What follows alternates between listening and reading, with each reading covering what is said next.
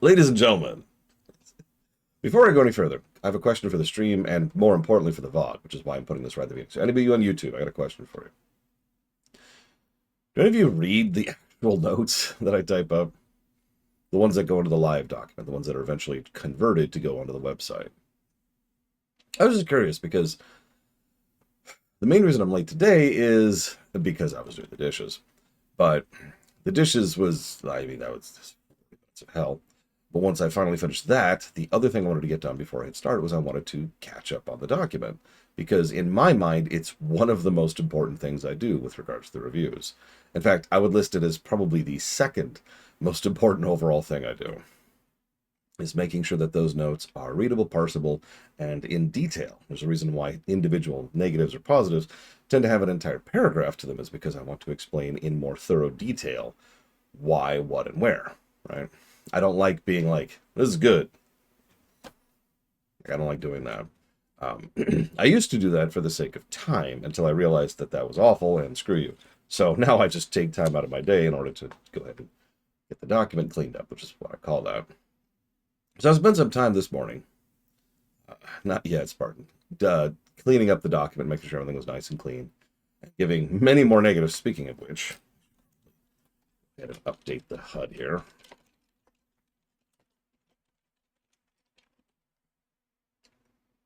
There we go. And I was talking about it with a friend of mine too. It's another thing I like to get other people's buy-in and feedback on certain things.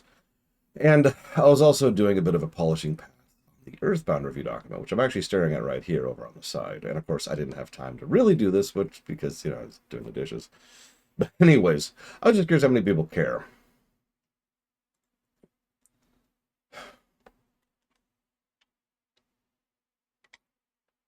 That's true, Noctis. Another thing, though, another thing I wanted to mention. We're talking about the Dragon Quest and how long it's been. I guess I can unpause the game. And how long it's been since we've had our last Dragon Quest game. It's been 8 years now. Yes, I know. They did the re-release of 3 and 1 and 2, and they get credit for that. But the last time we had a new Dragon Quest game was 8 years ago. So it's just kind of interesting to think about how spread that's getting, especially since battle accounts, they're going to be going full hog on that. After all, Dragon Quest 7R is coming out in just a few months here. Anyways, but I got to thinking, how many classic JRPGs are actually good? Because there's this thing, and I don't mean this as an accusatory, more as a statement of fact, that a decent chunk of people don't care about the gameplay of JRPGs, and instead are pretty much there for the story. Allow me to count myself not one of those people. Let me just firmly remove myself from that group, because it's a video game, and I like playing video games. The interactive medium is kind of the important part for me. If I wanted to have a really good story, I could watch a show or watch a movie. I'll read a book. I want to play a game. So the story axis is important. Obviously, I love context. But if the gameplay is flagging, it tends to just drag for me, which is probably one of the biggest reasons why I tend to be a little bit more negative about so many beloved classic JRPGs. Because if we're being really honest with ourselves, most JRPGs don't have good gameplay. The ones that do are the exceptions. And there are exceptions. There are actually several which actually have solid gameplay axes. Yes, 1, 2, something like that. There. So I shouldn't be facetious. There are several. But there's not as many as there could be because, and this is presumption at this point, I've always felt that the devs themselves have fallen into that exact same mindset, that we're here to tell a story and the gameplay is strictly secondary. Which I admittedly find interesting because there's so much data at this point in time, which clearly indicates gameplay design, even of something like a JRPG. Even like I had a discussion just last night. Eva was asking me about a few things with regards to her game, and we drifted a little bit because she was thinking about boss design and combat design for a dungeon crawler. There's only so many tools you have in your kit in order to be able to design gameplay like a boss when it comes to something like a dungeon crawler or a classic JRPG. I was like, well, hang on.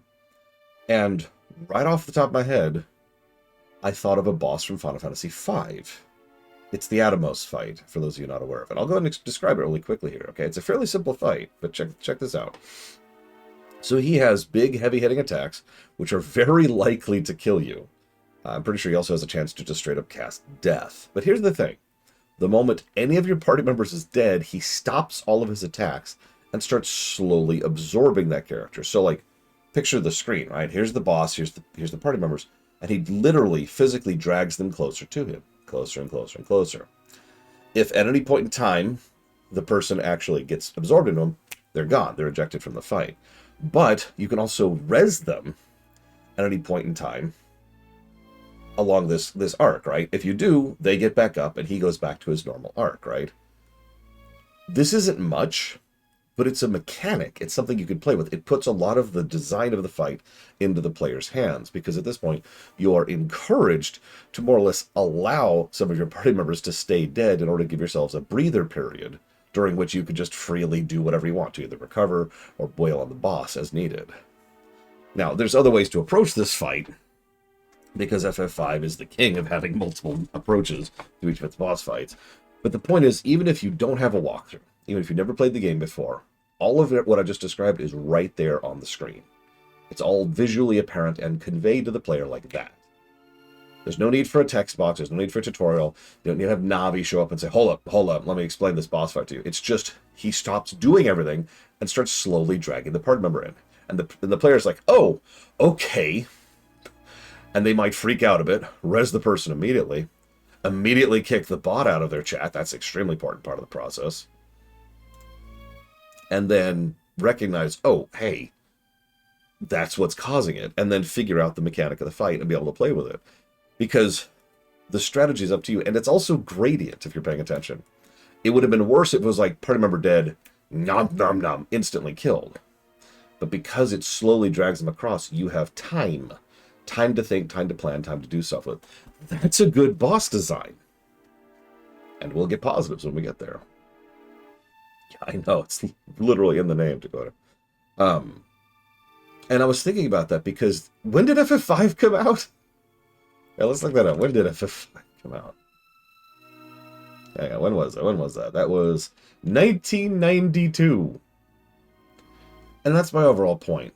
We have access to game design textbooks, right? We have JRPGs that have designed gameplay, that have good itemization, that we have good boss design, that we have good enemy design, that we have good kit design, that we have good alternate progression.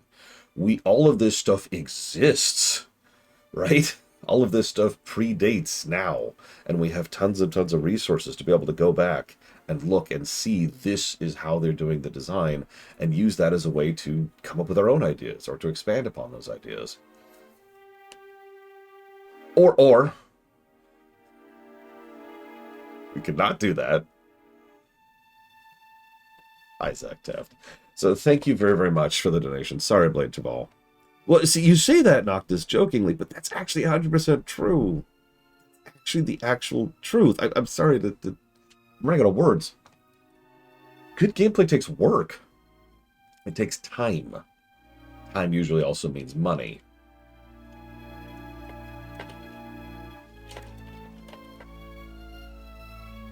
I will contest that, Blade Deval, but only because FF6 exists. I saw Zactap. I even commented on it. Because FF4 does have pretty solid itemization, all things considered. Like, we were talking about the early game, right? Because we were comparing early games of several JRPGs, including the one we're playing right now. And at the beginning of FF4, what does the first dungeon contain? Mostly just a couple of basic recovery items, nothing too fancy. But then you get to the second dungeon, which is the first real dungeon, when you're going through the underwater passageway. Underwater? Really? Under mountain? Oh, whatever. You know what I'm talking about, when you've got Rydia and Tella. And that place has plenty of healing items throughout, but it also has the gear upgrades for Cecil. In fact, it has almost an entire suit of gear upgrades for Cecil. It's worth noting that those gear upgrades are a noticeable increase in his overall output, in an area where a lot of the enemies are specifically weak to physical attacks. And each of those steps, we've got the specific design of the items themselves, the equipment. You've got the design of where you're placing them throughout the course of the dungeon, so that's your placement. You've got the design of the enemies, making sure it's valuable. That also applies to Octomammoth, by the way, who is also weak to physical attacks. So that's And yeah, and then you've got dark damage on top of that, as well as 2 healers in the back row, by the way. So you've got kit design, equipment design, item placement, dungeon layout design, enemy design, boss design, and all of that's just right there in that first dungeon. It's nothing super amazeballs, but you can see how there is still gameplay there. There is still actual thought and work put into the gameplay axis.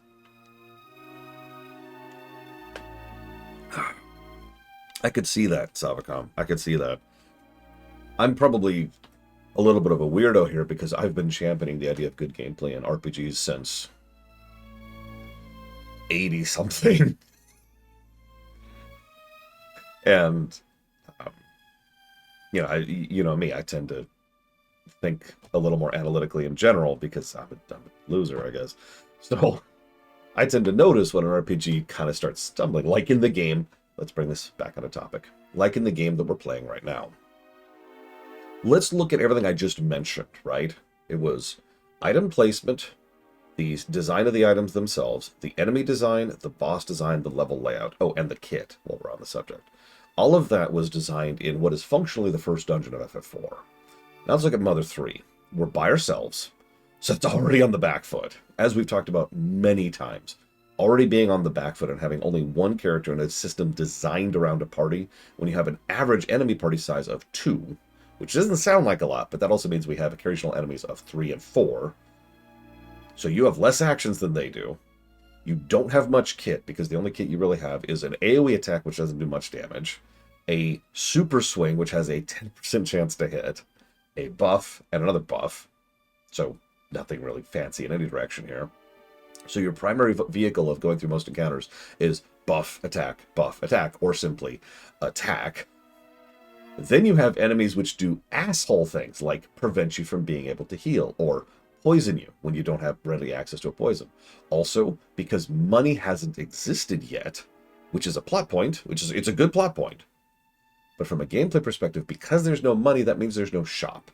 That also means you're not getting rewards from enemies on the economy side of things. In fact, there is no economy.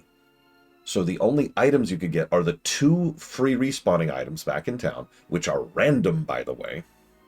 Also 2, just it, and whatever's out in the world, which is static and non-respawning. Now, enemies can drop a few things, but for the most part, they just drop healing items. And you start off within the hundreds of health, and most healing items that drop heal for 30. So that's useless in combat, and barely worth the inventory space out of combat. By the way, you also have very limited inventory space in Mother 3. So you have to manage that constantly, too. Especially since you want to save up all that inventory for the boss, who hits like a truck, and can kill you without you knowing that that hit's going to come. Also, on top of all of that, you have no equipment upgrades, right? You have no real way to increase your output other than just leveling. Again, there's no Dark Knight gear throughout the first dungeon. You get the one accessory increase. By the way, that's it. That's the only piece of gear we got in all of Chapter 1. So you've got enemies that have too much health, that hit too hard, that hit you with status effects that you can barely do anything about because you don't have the items or the economy at all in order to be able to back that up, while dealing with one party member who doesn't have a particularly good kit. And all the while, you're struggling with a minuscule inventory in order to save up for a boss fight that, thanks to a walkthrough, you know is going to piss you off when you get there.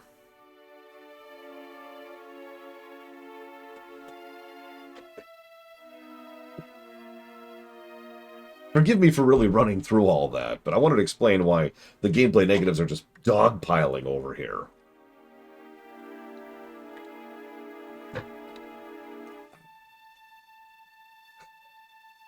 Laura loves classic JRPGs when they're good. Now, I actually anticipate this will get better on the gameplay axis later, but this is something that, honestly, every Mother game has. All of them, to some extent or another, at some point or another. A lack of balance.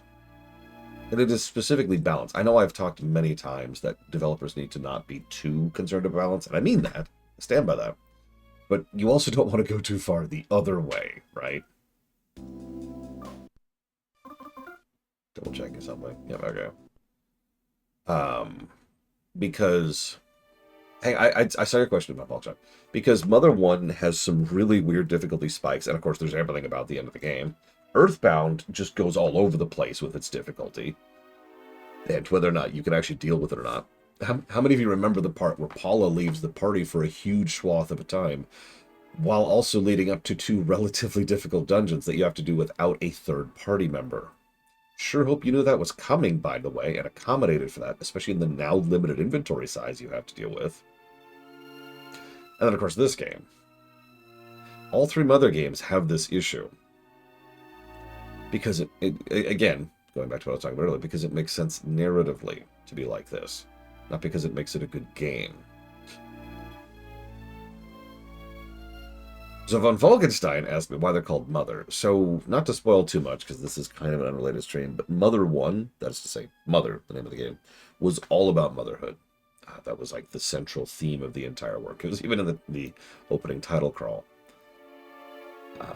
And then Mother 2 is called that because it's the second game in the series. You know how that works, right? You call something something because it's relevant, and then you make a sequel, and that title may not be as relevant anymore. Dragon Age 2. Or Metroid. Or, honestly, there's a lot of examples. It's pretty normal. Anyways, but that's why Mother 1 was called that, because it was a game all about motherhood. The central plot of Mother 1 is all about connecting with the mother in question. And that's also how you defeat the final boss. Okay. So, I'm done ranting. Let's go ahead and pull our time back here.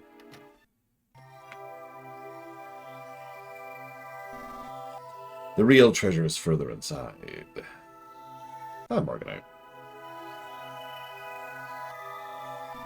It appears someone has opened this door. Recently, too. I believe only the princess has the ability to open this secret door. Duster. This is embarrassing. Turn the other way. Yeah, he's got to do the dance. Don't look now. I'm not going to stick my butt out or anything like that, though.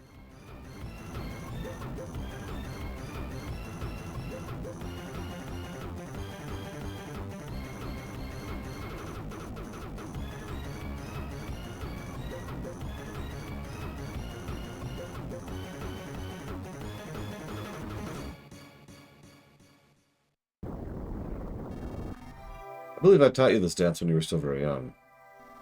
I even told you a million times to do it whenever you find yourself stuck. Yeah, and then you broke his leg. The princess most likely went through here. Those pig fellows are probably still inside the castle as well. So we need to be careful. Moron.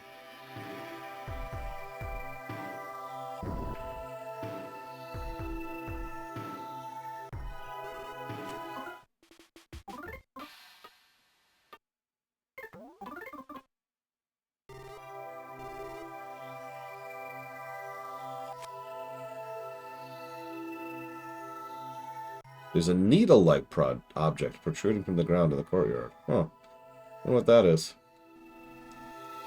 Oh, is that the thing that's been passed down in Osohe Castle since ancient times? I remember way back when I asked the king Osohe what it is. His normally gentle expression suddenly turned stern and he said, "Forget about it." I think. I can't remember. I decided to mind my own business and forget about it ever since then. Or so I recall. That isn't the certain important item I speak of. Right.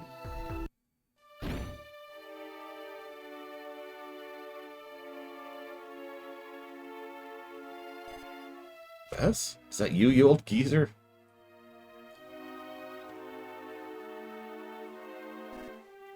Oh, princess, so it was you. My, how this brings back memories. Sometimes I would remember you, not but a little bit. No, wait. I'm so giddy I've mixed up my words. Haven't forgotten about you but for a bit. No, wait. Duster, you moron. Get your act together. Whatever.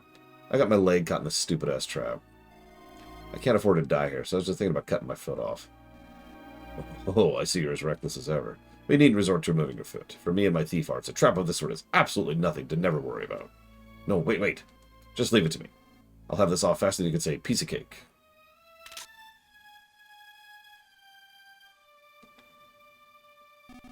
Princess, I'm so pleased to know you're all right. Hey, my pendant. So you stole it, huh? Can't let my guard down for even a second. You your son, geezer?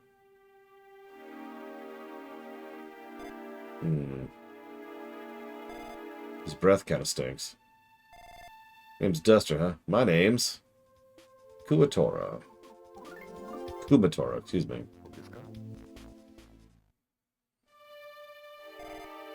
Good to meet you. I'll be your Paula for this group. So we finally have a second party member. Good God. So, what are you going for? Isn't it obvious? You're here for it too, ain't you? But your leg is injured. Just a little spit on it. It'll be good as new. What is this? Stranger in Paradise?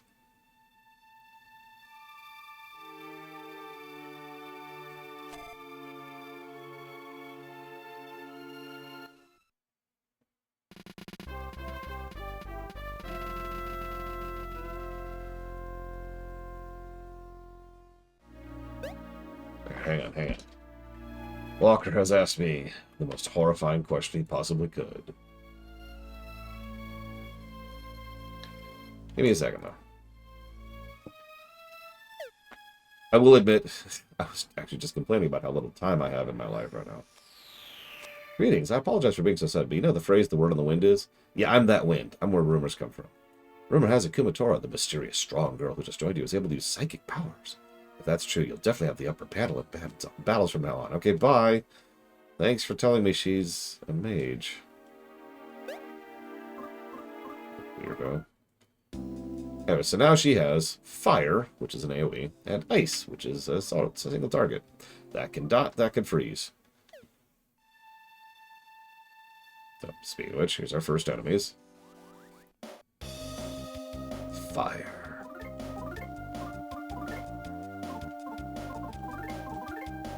Oh. Okay, gravity circuit. Gravity circuit. Stay. So I'm pretty sure this is over here. Yep, there it is, right there. So yeah, Gravity Circuit hadn't received any donations for 250 days, which is way over the line for being dead fruited. Now, obviously, I'm going to pull that out when I sit down and do this, but because, as I just mentioned, I haven't had a lot of spare time, because I've been extremely busy lately, and was doing dishes this morning, I haven't had a chance to update with all of yesterday's donations. That's the answer to your question, Walker. Oop. Duster attacks.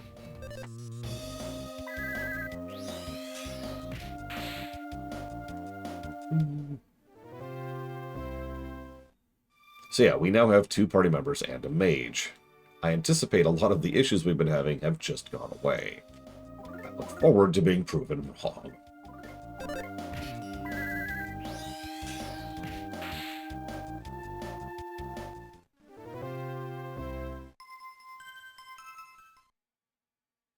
Oh yeah, I should probably pull up that walkthrough, because this just feels like a walkthrough game. Yep. I actually found a really good walkthrough too, so that's nice. It's even on GameFAQs. GameFAQs.com. We used to be a good site, and then GameSpot bought us. And then we went to hell. But the good news is, all the old GameFAQs are still there. Yay. That's true, we could lose all our party members. That'd be great. Alright, hang on. So, where are we?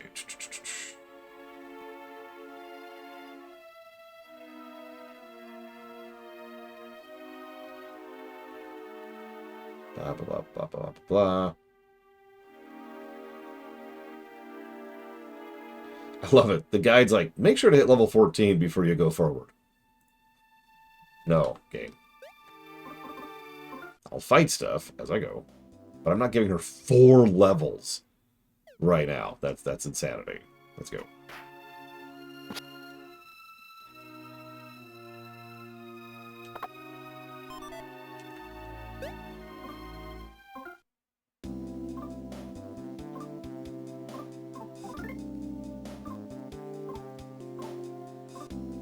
But okay.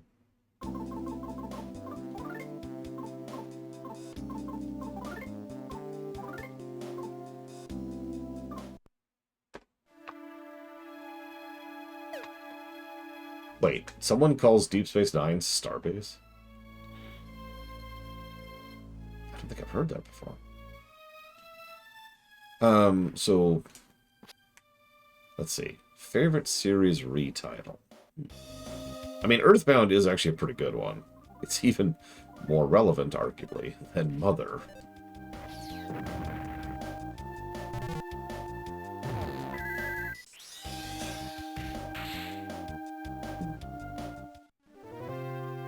There was also Dragon Quest to Dragon Warrior, although if it's not obvious, I prefer Dragon Quest.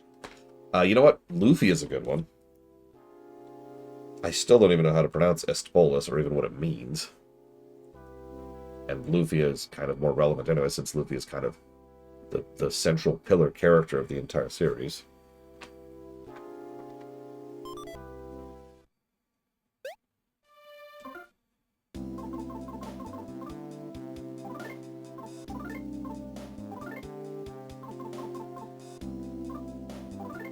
Give these to her. And let's go ahead and give her some pork chips. I'm sure she can enjoy that.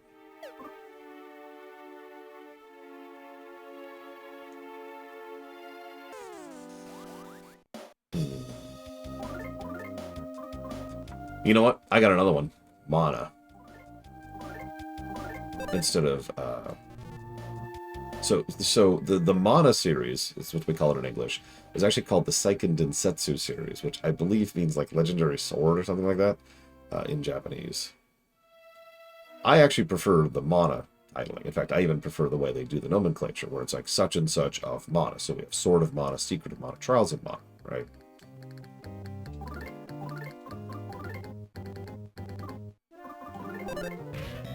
I realize I'm just going with Japanese retitles, and that's not quite what you wanted, but whatever. That's what we're going for.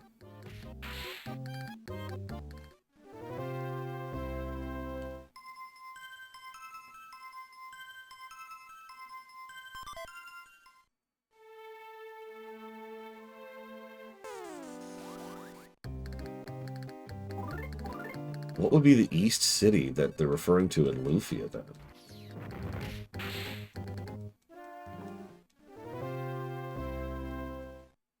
Because they would have called it that for Lufia 1, right? So, like, it's the Eastern City. If only Savacom was here to answer this question.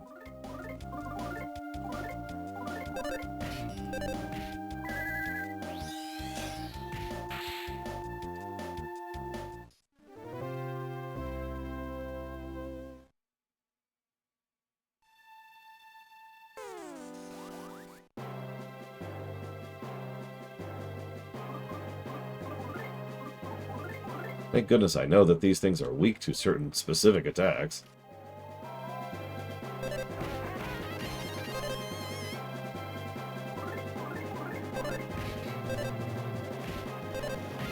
City that was?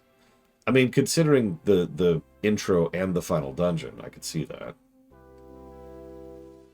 That continues to make my point for me. Lufia is a more appropriate title for that than, you know, the East Polis. Or Est Polis, or how am I supposed to say that?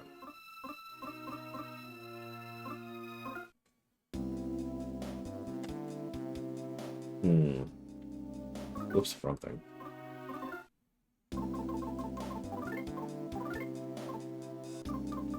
Actually, let's just do that.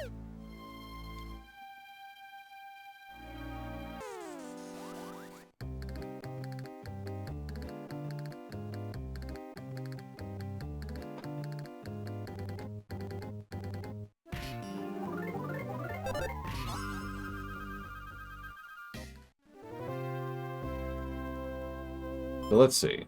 Enemies are giving us 30 experience, right? It's worth getting to level 12 at least. We'll go ahead and go for that.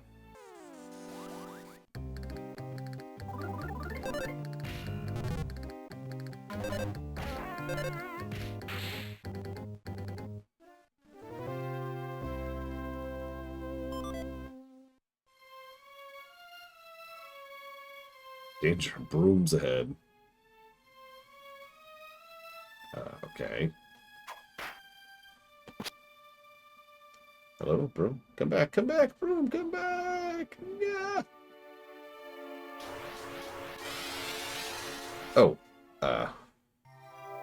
that's not what I was expecting to happen there. Okay, well, let's go get some experience. Now that things have respawned? Right, nothing. Well, no, here we go.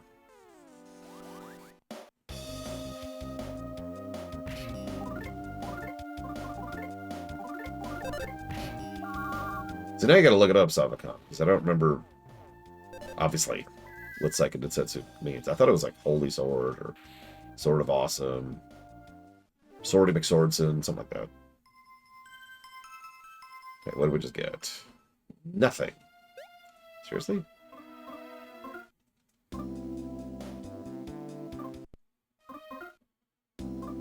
Seriously.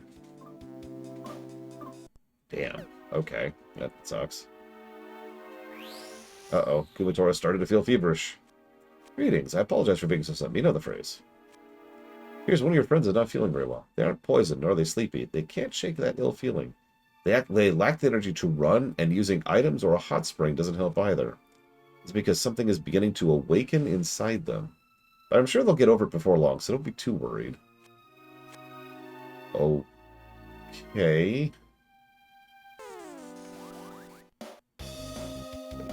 Okay.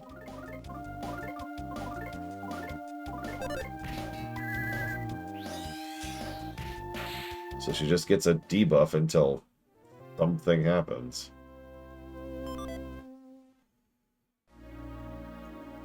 Yes, Kennex Cow.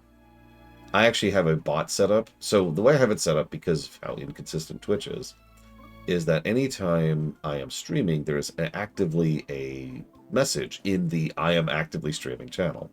If a message is there, I am currently streaming. If there isn't, I am not. So it just sits there saying, hey, so that anybody can know I'm currently streaming.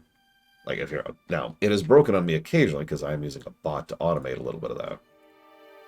But if I go pull it up right now, pretty sure it's there. Double checking. Double checking.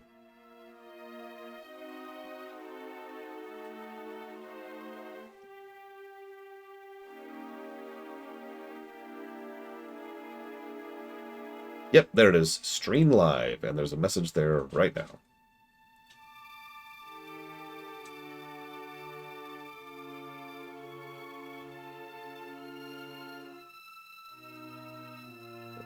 Hang on one second.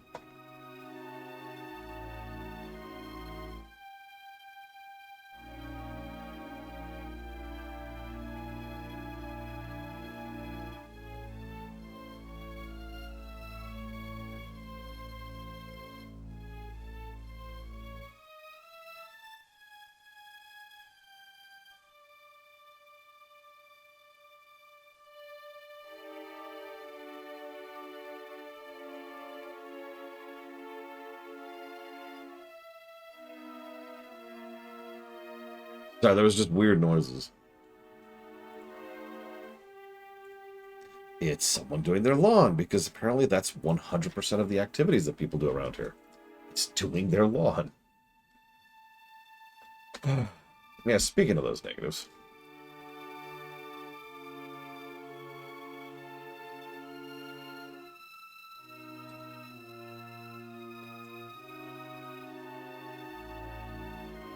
I don't know, Moop. Don't ask me. I don't.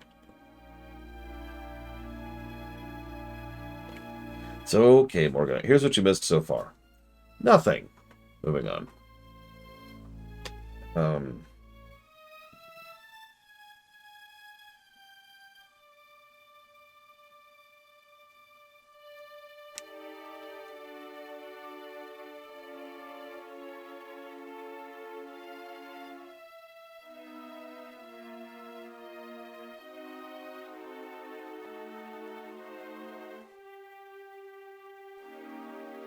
I was just debating. I think I'm going to expand the negatives.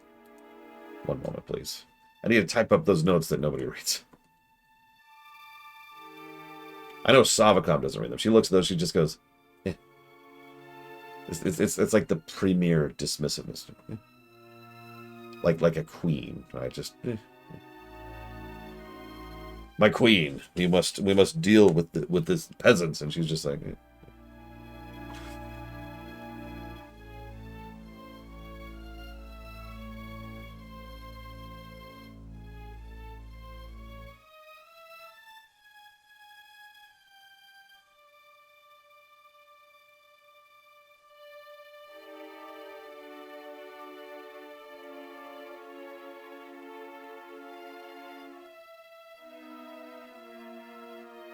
if someone in chat wants to type out what they're actually called, Mr. Red, they are more than welcome to. Forgive me for just deciding to not touch that.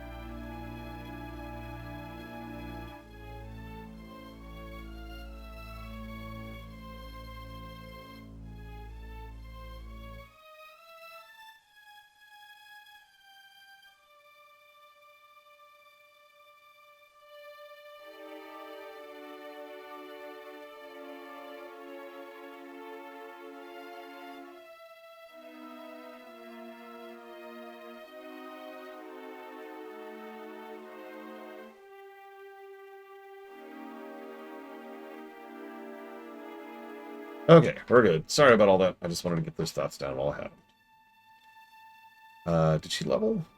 No, doesn't.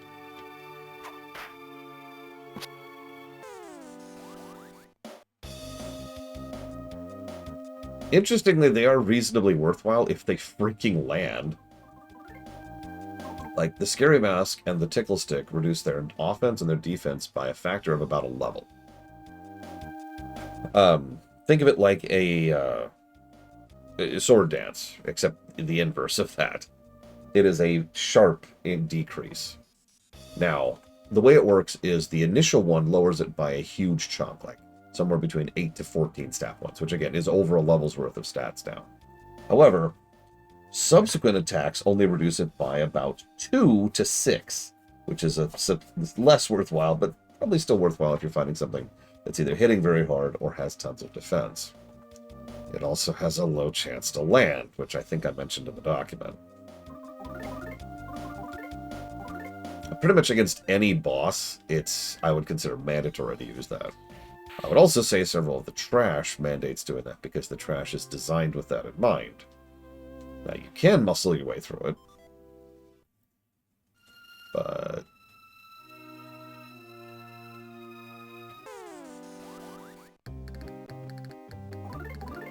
this is great dungeon design, by the way.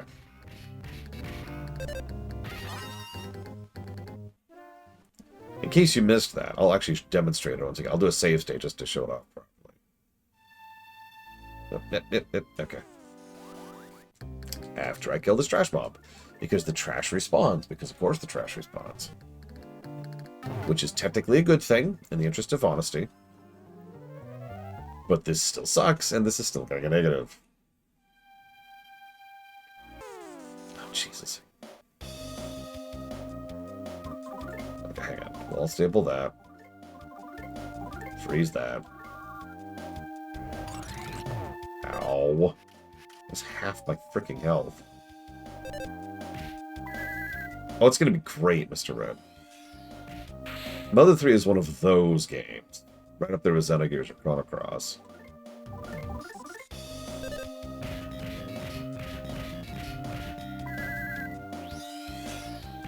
Trash respawning is technically a good thing because it means if you're behind, you can go and grind. It's the exact problem we had with Chrono Cross, if you remember. If they don't respawn, then you have finite experience pools. See Pokemon.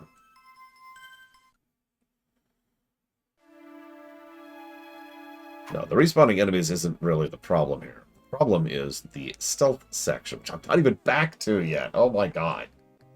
Did you notice that you basically can't dodge these enemies because you're going through narrow corridors? Hi, Alejandro Yuta. Please stop watching. Please stop watching immediately. Oh god. Oh god.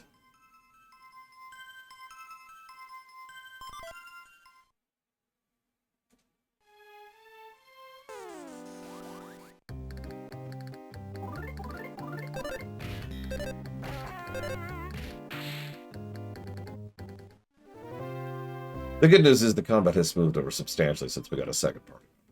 I was right. Action economy is king in these games. Always has been. So, this is the negative. I'm going to go ahead and save state and demonstrate that for those of you who missed it. So if you get caught by an enemy, you have to redo that entire section of the game. So, it's a mandatory stealth section.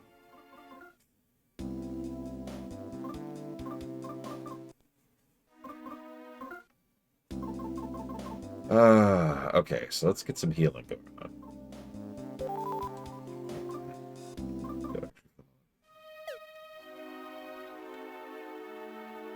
Actually, if you notice the score, the story's doing pretty well so far.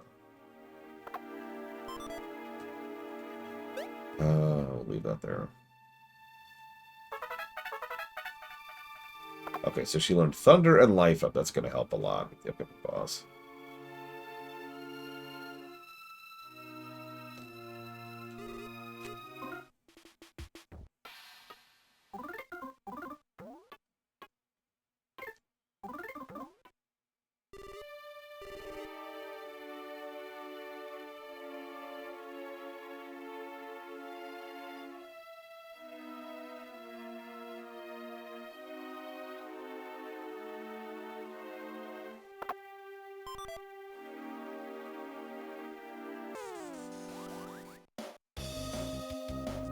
Yen Sid is just hanging out at the top of the building. What's up? I don't know at this point, Mr. Red. I will also be honest, most of my memories of this game, I should say my knowledge of the story of this game, doesn't even really start until, like, say, Chapter 7 or so. We're in Chapter 2. I'm not even 100% sure what's going to happen between now and then. Sure, I'll take tips. Why not? I appreciate you asking first. Thank you.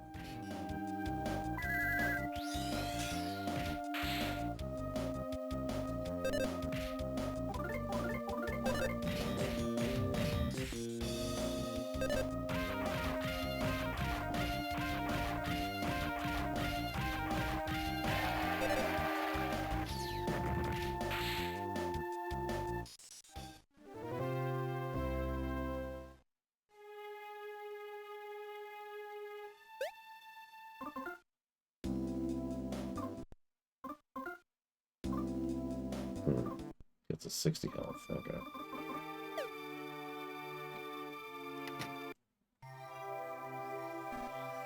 Here we are. See, now I'm curious when the game's going to tell me that, because the game's been really bad, actually, about tutorializing so far. Like, it wasn't until Chapter 2 it even mentioned the rhythm combat. Duster, this is the certain important item I had instructed you to bring back. It seems to be known as the Egg of Light, or the Hummingbird Egg. Truth be told, not even I know anything about this egg. Hummingbird Egg is a ball of secrets inside secrets that are inside even more secrets. Or something like that, supposedly, apparently. Now that Ball of Secrets is needed. If this wound up in the wrong hands, the lid on the secrets would become undone, and bad things would happen. Just what sort of hope or calamity is hidden away in this egg? Not even I know. Don't worry about the pumpernickel thing. In any case, this hummingbird egg is our secret.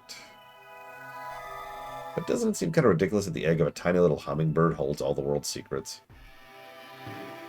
Yeah. Indeed, it is quite ridiculous. But what's most ridiculous of all is this moron standing right here. Duster. This egg gives out such a thick scent of secrets, it's so concentrated. It almost reminds me of condensed milk. Yet you couldn't even catch a single whiff of it. That's how much of a moron you are. You're a failure as a thief. Yeah, and you're a failure as a father. You shouldn't keep calling your own kid a moron like that.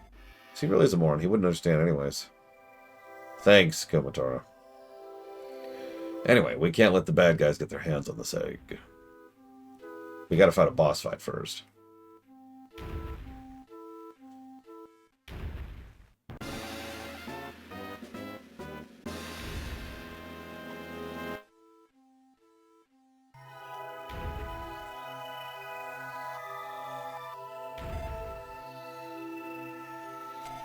Let's get out of here. Princess, wait. I know it appears to be sitting there nonchalantly, but I placed traps around the egg. Huh? Traps? Ah. My bad.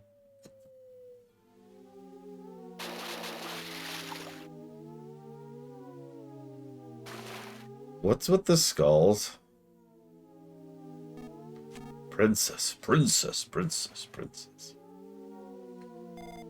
Yeah, I'm just fine, but, huh? Whatever's the matter. If you're worried about that moron, don't be. He's been trained for just such that sort of thing. No, it's not Duster. The egg's gone. Come again. That moron isn't gone, but the egg is. Game. Could you stop being an asshole for 3 seconds? Oh, the egg! And Duster. Yes, alright, well done. I've called you a moron 11 times so far, but I take it all back now. You're no longer a moron. Hooray! Am I a boss fight? Sure, Zar. Why not? I don't know if I'd say hooray just yet.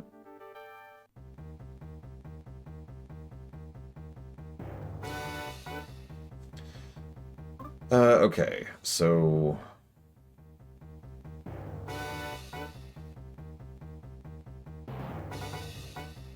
Looks like it's not weak to any of his abilities. Good to know. Oh, wait, we can do this now. Woo. Thank you for the tip. If it said something, I completely missed it, so... I'll put egg on my face for that one. Well, let's start throwing bombs. Yeah, I was asking you what you said Seiken Densetsu meant. Because, yeah, I thought it was Legend of the Divine Sword or something like that. Like Balkenstein mentioned.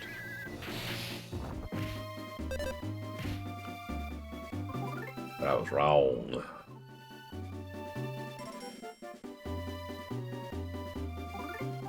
This is a very strange music for this boss fight.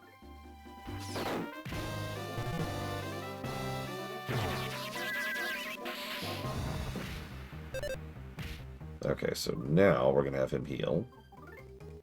Saved this yogurt. I curdled this yogurt myself, just for you. Oh, we're out of mana. Okay, the good news is I got magic tarts.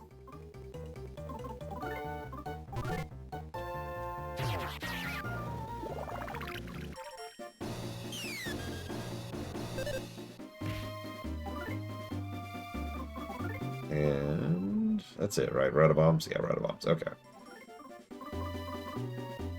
I can try lowering its defense, see if it even works.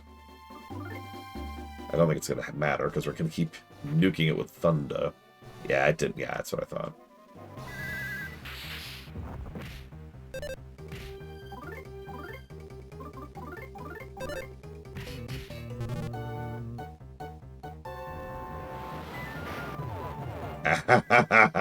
Ow. That was a 50 damage AoE. Okay. Yeah, let's have some chips.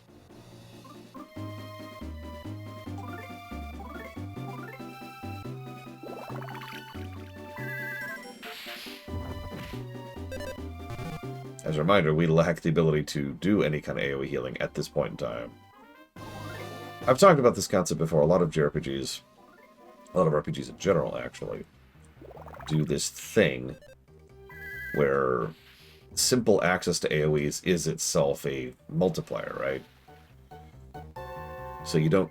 Getting access to AoEs, both you and the enemies, is considered a major thing, at least early on. See Chrono Trigger for a good example of that. Oh, and we're out. Hang on. New plan, new plan.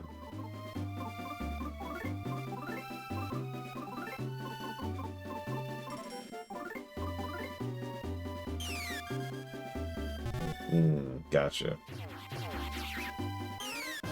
Essentially a paladin, is what it sounds like, Sabacon. And yes, he is weak to thunder specifically, Blightfall. How do I know that? Well, first of all, he is in the water, but second of all, I gotta walk through.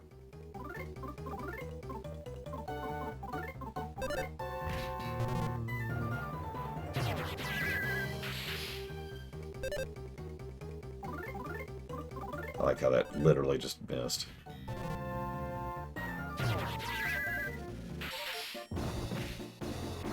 There we go.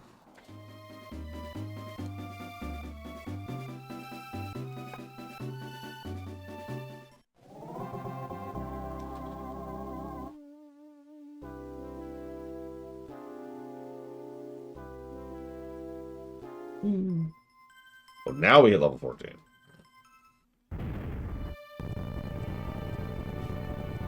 Now what? No, the egg, you fools! Ah.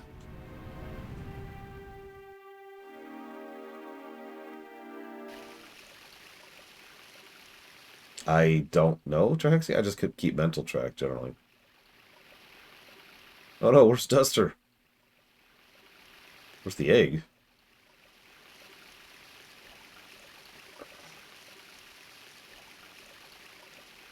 Please don't beat me with your 4x4. Thank you.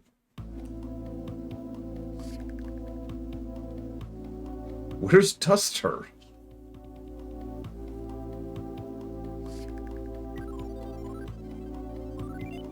Oh, you're awake, geezer. Where are we? My house? You and this especially tough girl got washed down the river. Good thing my dad was there, because I would have pretended not to see you if it'd just been me. Is everyone an asshole in this game? I'm going to spoil something for you. Yes. One of the... So remember, this game was written when Itoi was going through a very severe depressive episode. And there's two specific plot points I'm going to point out when we get there. But the general idea is that everyone is kind of a horrible person because humanity is horrible. And that was what Itoi was going through mentally when he was writing this. So yeah, it's the Chrono Cross thing again. For pretty much the exact same reason, actually. Yeah, it's not a spoiler because we've already seen that everyone's a horrible person so far. It's just... Thank you, Fuel. You found that moron with us, too. You mean Duster? It was just you two. You know, for a couple, you sure have a big age difference. That moron. I mean, Duster taking his damn merry time. He's in big trouble once I find him. You were both unconscious. You should get a little more rest. Don't be dumb. Let's go look for him right now. Yeah, seriously. Yeah, stop making sequels while depressed. It never works out well.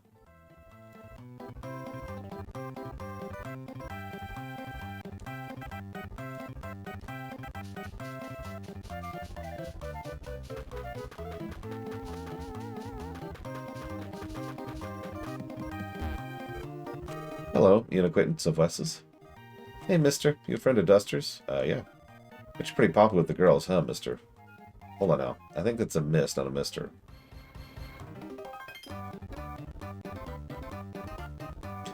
Yes, Chrono Cross was written... Go watch my video on Chrono Cross.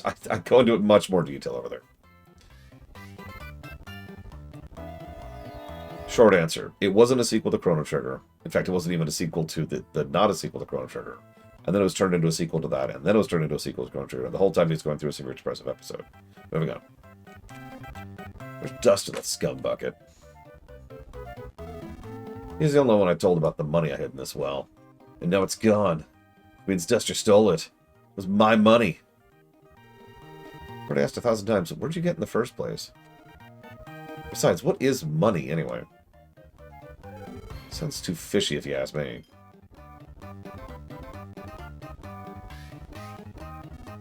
Shut up, shut up, shut up! Look, Wes and Duster are both thieves. But they never did anything before, because we never had anything to steal in our village. But we all know they'd steal good stuff like money if they ever saw it. Alright, shut your hole and listen, punk.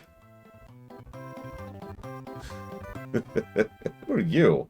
A friend of the thieves? No violence, no violence! Old man Wes. Let's just all of us calm down. Kicking up a fuss won't help us figure out anything, especially with Duster gone. Villagers and I believe you. So for now, let's just wait for Duster to come back. Duster, you moron. You better come back soon. So that was chapter 2.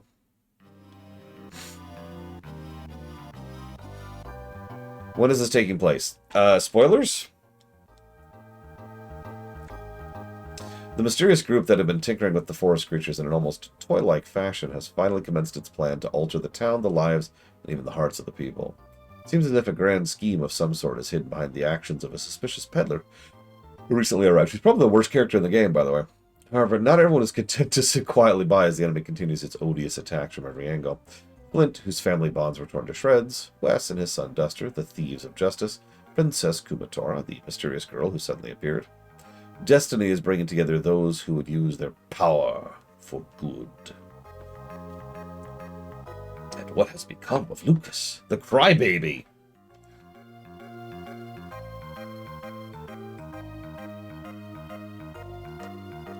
Yeah, we haven't even played as Lucas yet. Have you noticed that?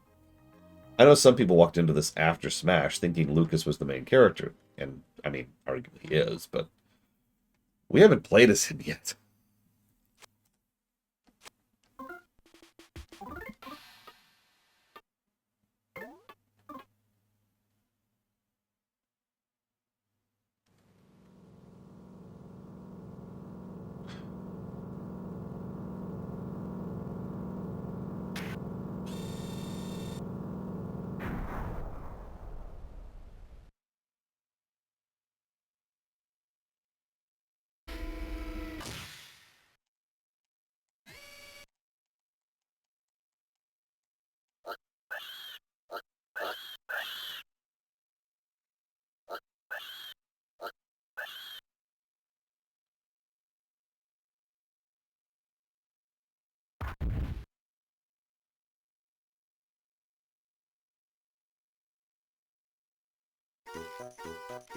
Chapter 3. The worst character in the game.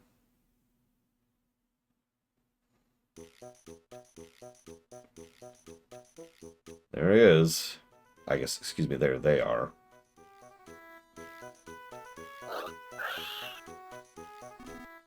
Alright, monkey, listen up. You don't do your job, then this girly monkey's as good as dead. Do what you're supposed to, and you'll get to have a nice, happy reunion later. Understand? Both you and this girly monkey could wind up dead if you're not careful.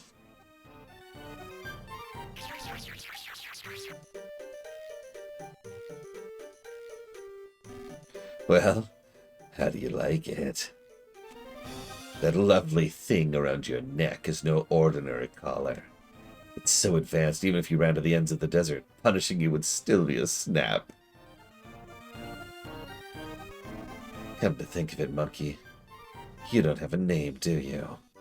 You're going to need one from here on out. Hope you can come up with something cute. Sure. I am Salsa. Alright, stupid monkey. Salsa. I'll only say this once, so listen close.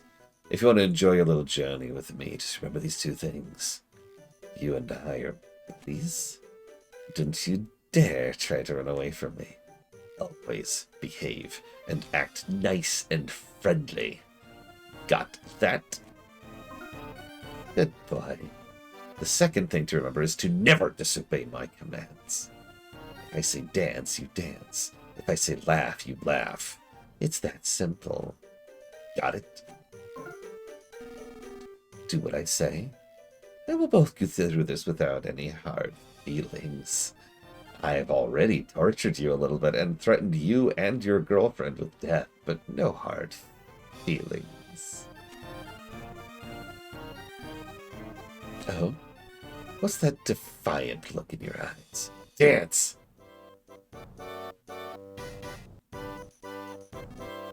Not that dance. And he tortures us for dancing incorrectly.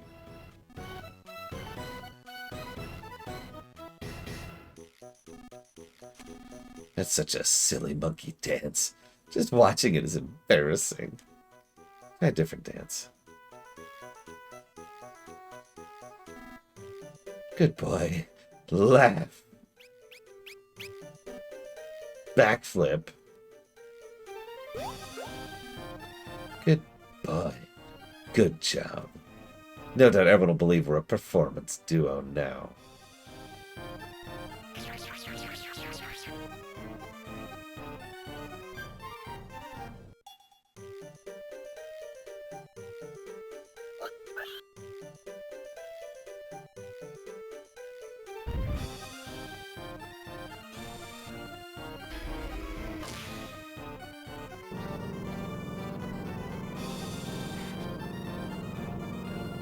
Yeah, when I say Facade's the worst character in the game, I mean that in more way than one.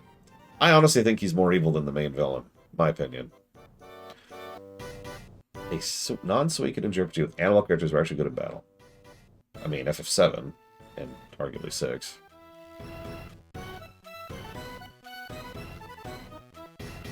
Okay, let's ignore the FFs. Breath of Fire 2. Hey, you stupid monkey. You only get to cry when I tell you to. No crying on your own. It's punishment time. Pokemon. Fair. Quit sleeping on the job. Now listen. There's a white round building west of here. We're going there. You wound up being taken with Facade.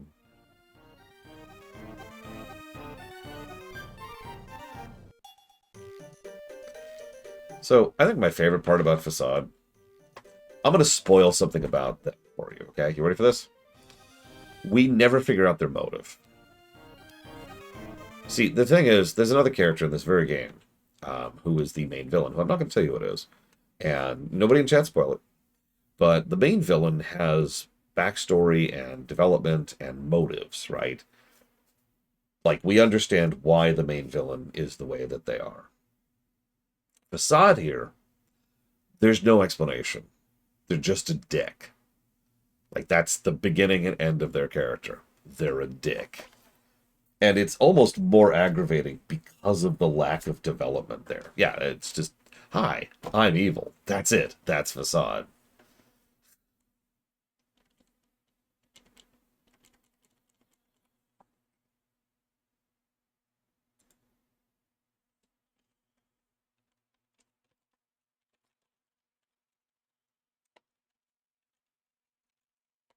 True, Savacon.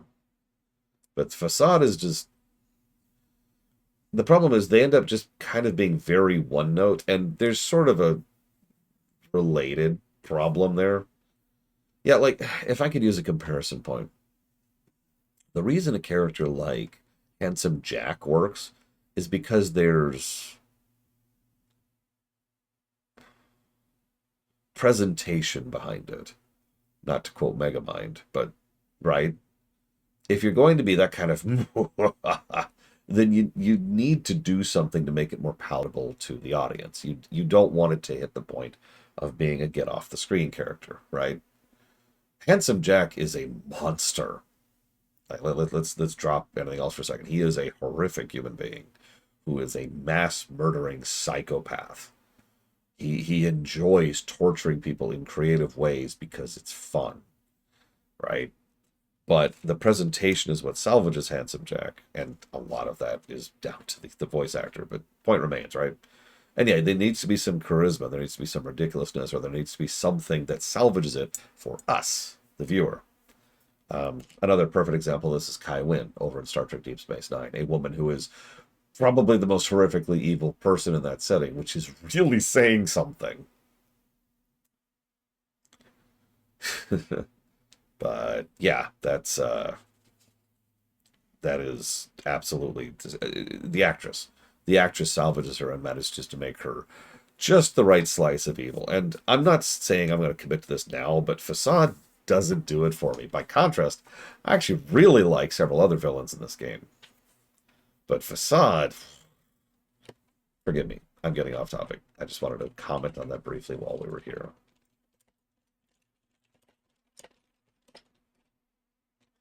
Okay, so unpause.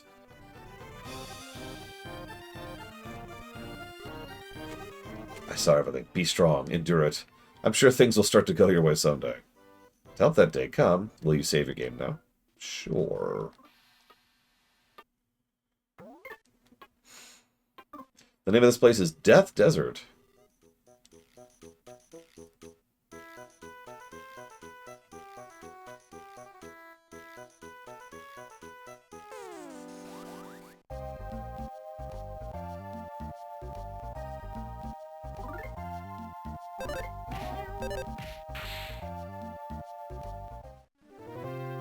Yes, we're playing as the monkey, by the way. Oh, sweet dung! My favorite thing. Dung beetles can't help themselves from rolling this around. Right.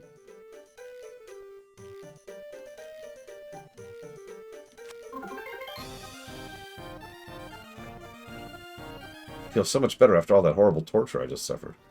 I am one some dung. I don't have any dung rolls, so I'm not sure about true dung beetle.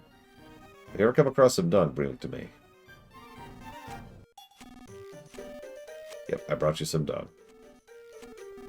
Yeah, let's roll. Let's roll to the ends of the desert. Yeah. We gained experience.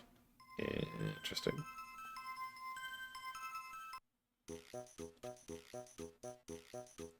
Okay. Well, cool, cool. Depressing, cool.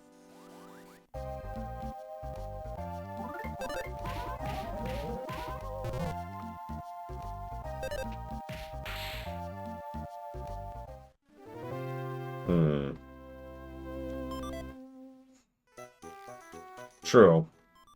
Horrifically evil characters getting comeuppances tends to make them more palatable simply by virtue of the fact that it's less horrible.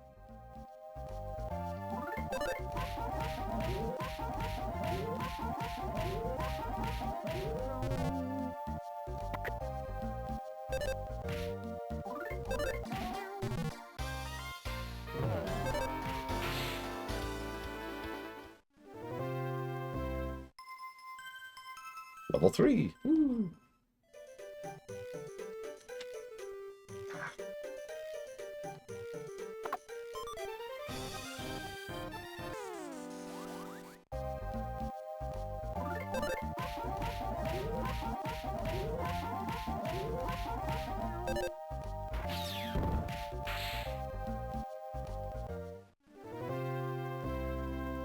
Hmm.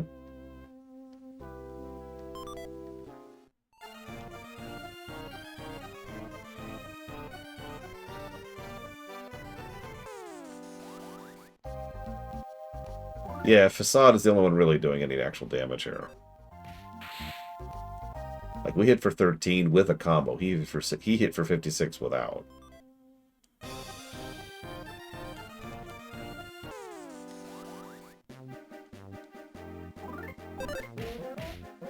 I don't think any villain in Pinocchio gets a comeuppance. Could be wrong.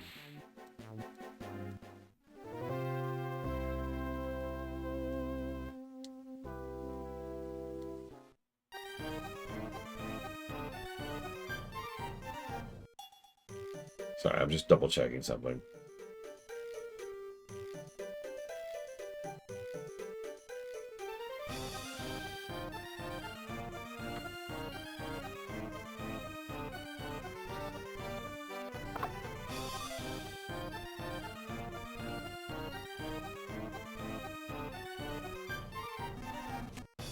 Have some done.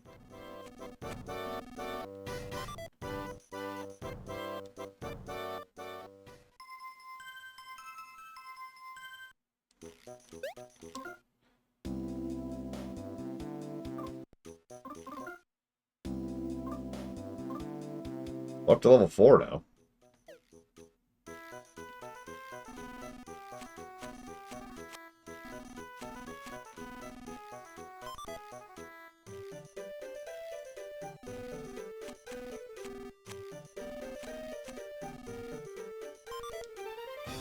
I have been consistently impressed with the music. And that sounds like an insult, but I super don't mean it as one. As I've mentioned yesterday, the GBA just doesn't have a good sound chip. Never has.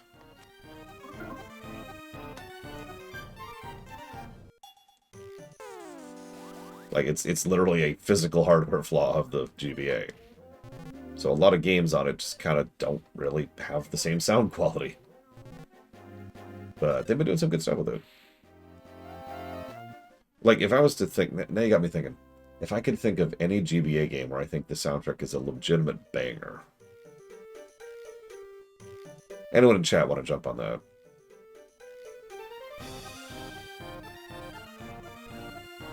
Yeah, not applicable.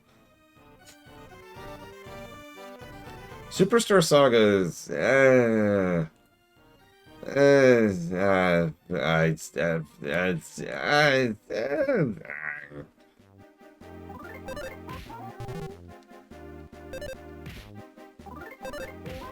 I'll agree with Aria of Sorrow.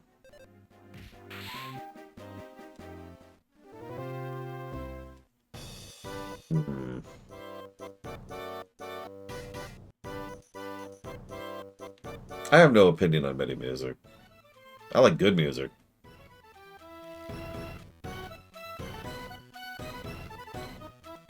What? Don't look at me like that.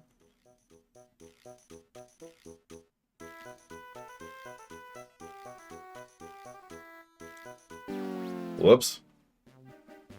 Fusion, Zero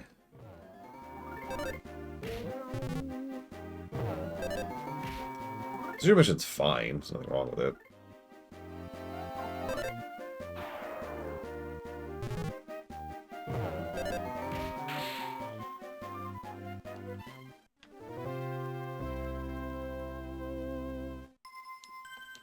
Up to level 5 now. Well, okay, it's worth noting that the word MIDI gets bandied about a bit inaccurately. For example, FF7 was arguably MIDI. It was actually the first FF game to have MIDI.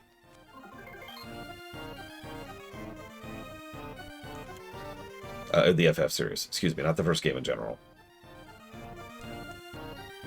I'll give you Minish Cap. I will not give you Mega Man Zero.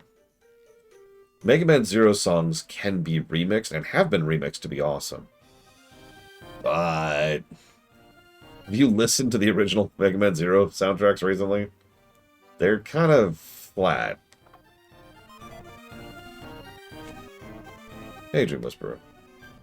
Hey, stupid monkey, if you think you've earned that luxury banana, you better think again. Give me that.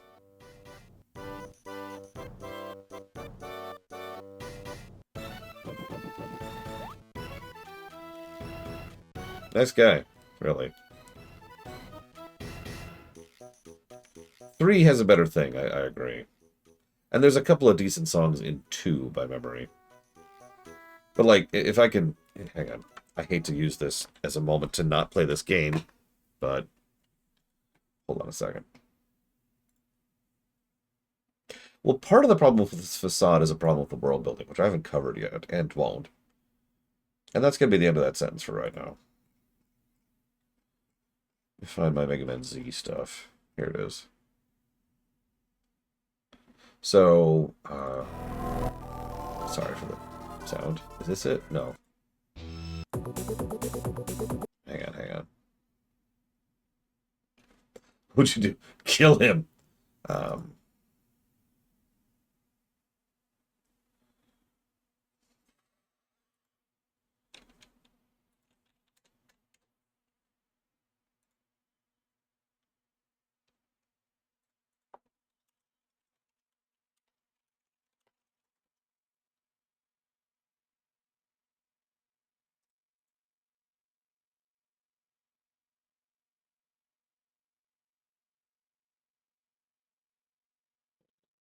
Here we go. Okay, so.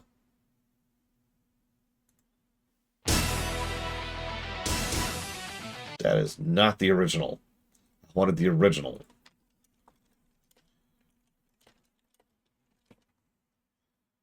I need the original, please. There it is. So listen to this for a second.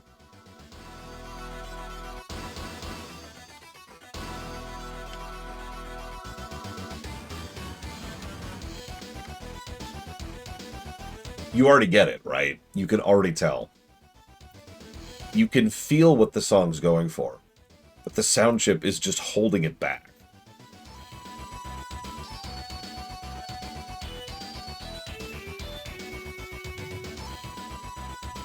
Like, yeah, the core song is legit. It's actually one of my favorite songs from the Mega Man Zeros. But, like, it's succeeding in spite of itself. If you do this with someone who's actually got some real instruments...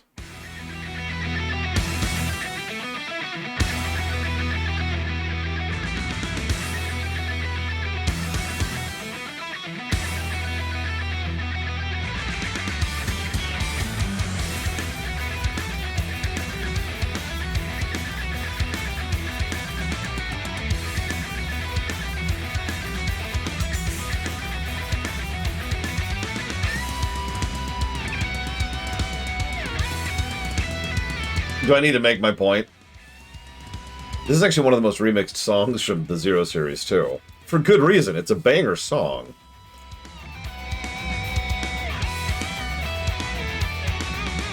By the way, shout out to Game Metal for doing some awesome mixes. But yeah, no, like, it's just not there, right? You feel what it's getting for. It's just, it's not succeeding at it. Anyway, sorry.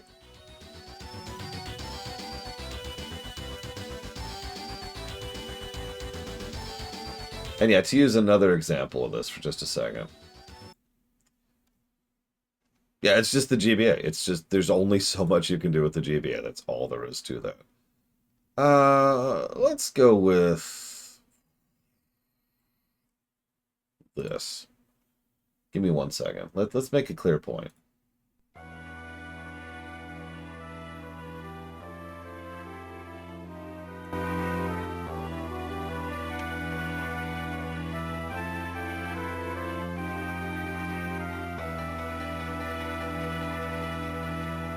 Yeah, for whatever reason, they just deprioritized it for the GBA. Because the SNES just sounds so much better than the GBA.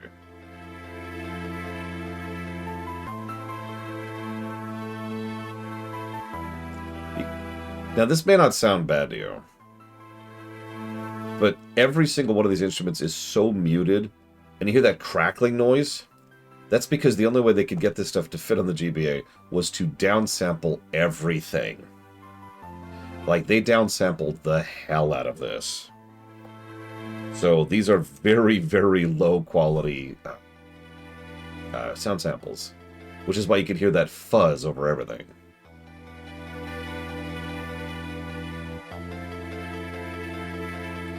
By contrast,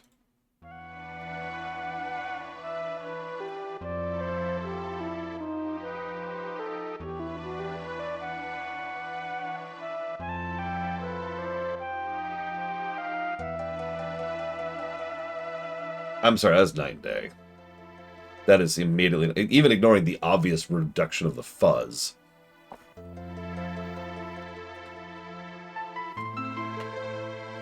And the fact that the instruments sound way crisper. There's also more capacity for doing individual note alteration on the fly. What I mean by that is some consoles, the NES was actually a victim of this as well. You could only do like a single note. If you wanted to do a note pitch, you couldn't. You would do a note and then you do another higher note and just kind of try to hope the two audibly blend together. But you can't do like you can't make a note shift, but you can do that on the SNES. It's little stuff, but there's a lot of that in FF6 because Uematsu threw himself into FF6. But you'll notice it's absent from the GBA version. Yeah, it's not even a complex song. It's just an example. It was the first example that came to mind. Anyways, I apologize. Sorry for the derailment. I was just trying to get across the point, getting back to Mother 3 for a second, that Mother 3 has actually been pretty impressive with what it's doing with that terrible sound chip. Considering this came out in 2006, 2 years after the DS came out, I should hope so, but here we are. I sometimes wonder what it would be like if this had been a DS game instead of a GBA game. And I sometimes wonder why they didn't. Like, the development of the game itself was pretty smooth once they restarted the project with the handheld, so... eh.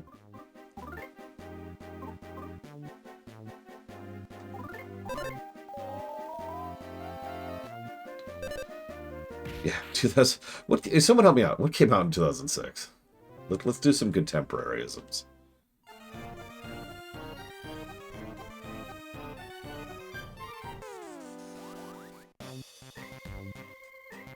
Sahara?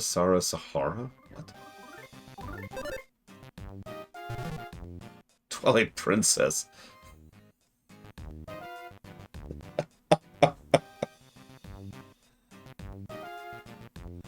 Oh, wow. Okay. That's funny. Hi, Elizar. That's true. Sonic 06 was in 06.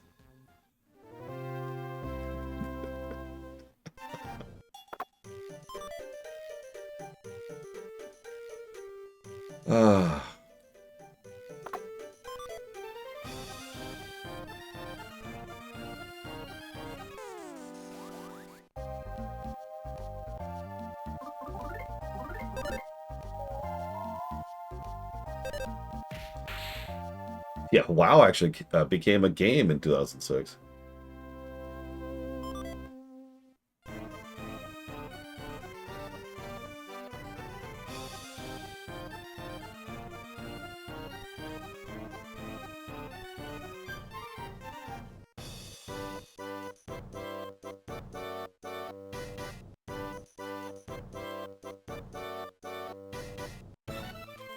All right, 1 second. 1 second.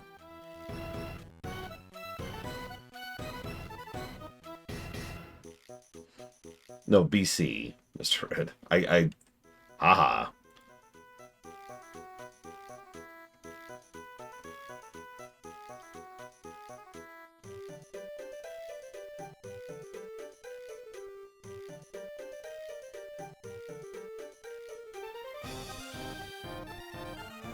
Yeah, what came out for the GBA in 2006? That's a good question. Let's actually flip that. What came out for the DS in 2006?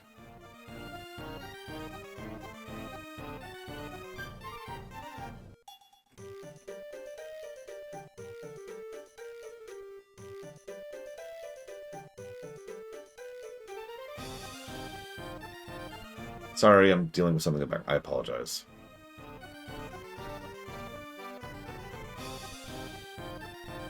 Yeah, no kidding, Rex. I don't know what the hell they were thinking with this, but...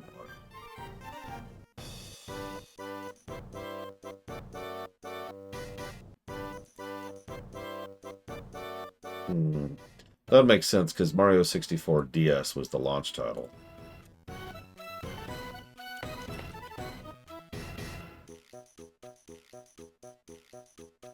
Okay, here we go. 2006. Let's see here. Hmm.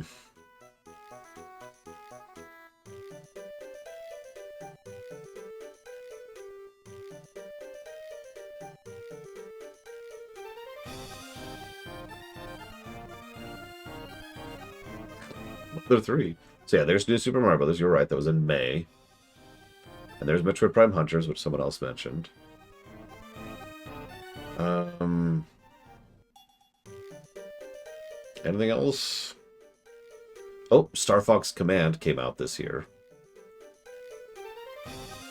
Pokemon Gen 4 came out, so that's Diamond and Pearl specifically. Hmm. Yoshi's Island DS was released. There's the Wii, and its bundle of games. Looks like that's actually it for DS games. That's not a lot. At least on this list. Alright, whatever. So let's see. Let's say you want to give me money. Yes. But you or a stupid person gives you $1,000 or $10. What do you do as a kind streamer? Keep it. No, chargebacks are irritating, but can be done pretty quickly and easily, Elazar. I just charge it back. Can I equip that? I can. Nice.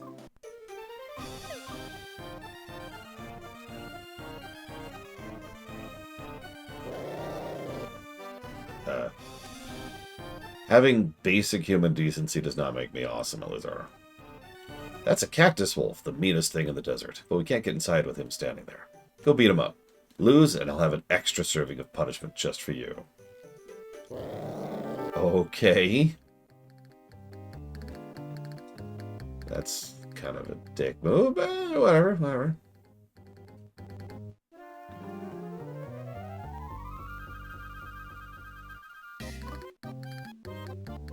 Nobody's obligated to do that, period, Elazar.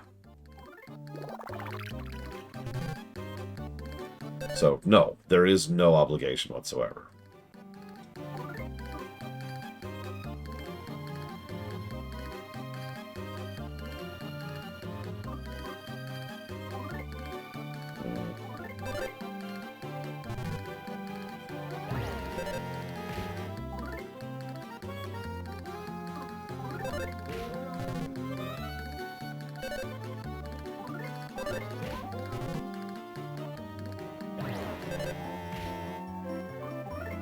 Ow.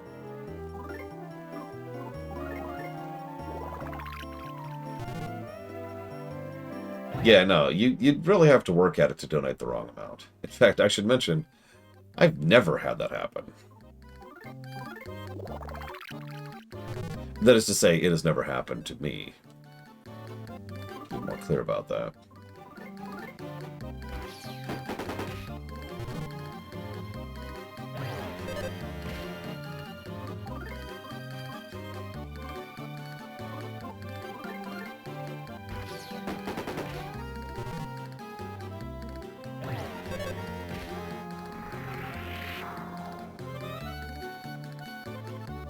There is a Leafeon. Right there. Just hanging out by the Espeon.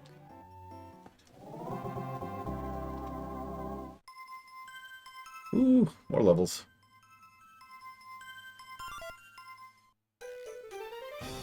By the way, I looked it up. There actually is a level code in this game. If you use it, the game bugs out and doesn't give you stats properly. So you're like level 99, but with the stats of a level 10.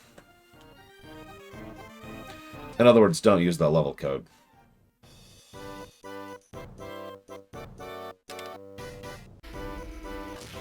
Yeah, Earthbound had the exact same issue. Probably for the exact same reason.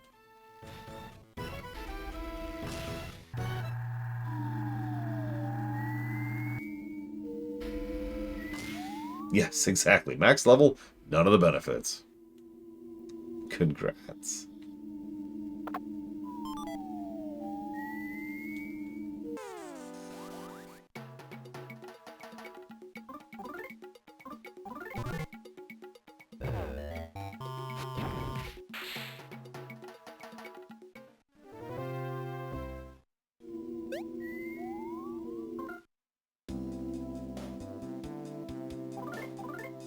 Mr. Ed, I just wanted you to know I appreciate you not beating my face in today.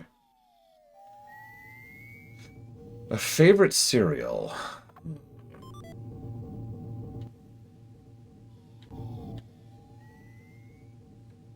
Is there such a thing as a cereal that's good?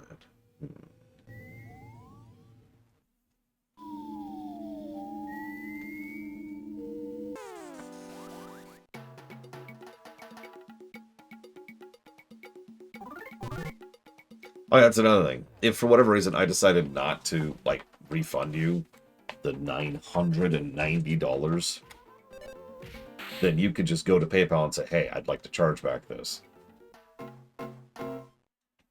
That's it. And PayPal will likely give it to you.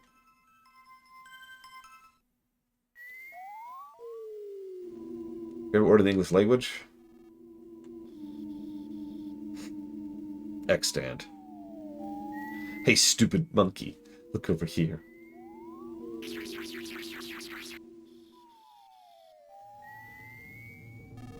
This is a high-tech vehicle known as a pork bean. We're going to take it to an unbelievably uncivilized village called Tasmally. I'd take an incredibly long time to get there on foot, but with this pork bean, we'll get there in the blink of an ee. You get all that? Use the ladder to get down there. It's a wonderful device called the instant healing thing. In ordinary circumstances, it'd be wasted on a stupid monkey like you, but I'll give you special permission to use it for now. Thanks.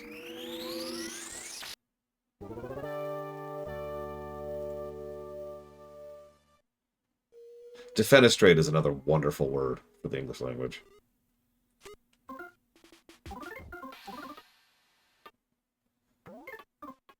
Like, at some point in human history, we used that enough that we needed a special word for it. Don't get in it, you stupid monkey. Alright, listen up. If you want to stop the pork bean while it's moving, press B button. While it's stopped, press B to get out. Get all that? Get in.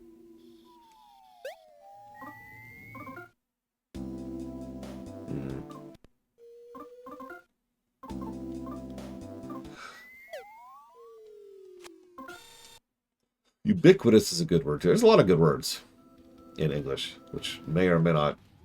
Like, English may or may not get credit for, considering how much we've just stolen from everything.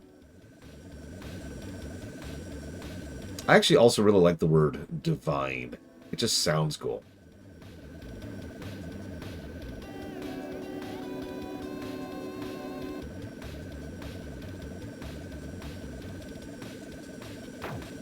Favorite cereal, right. So I don't really do cereal that much, but I do happen to have a fondness for shredded wheat with nothing added to it.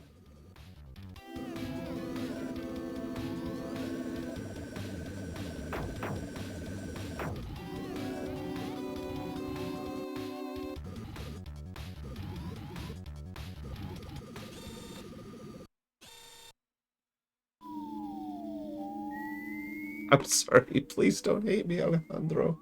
Please. Have a good day at work. I hope.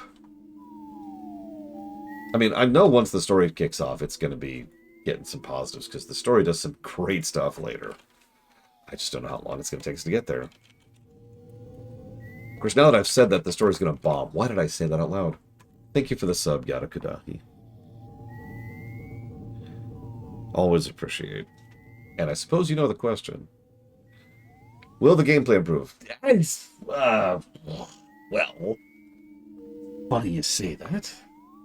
Yeah, no, amusingly, even though this is a relatively short game, I do actually think it could be shorter. I know I say that a lot.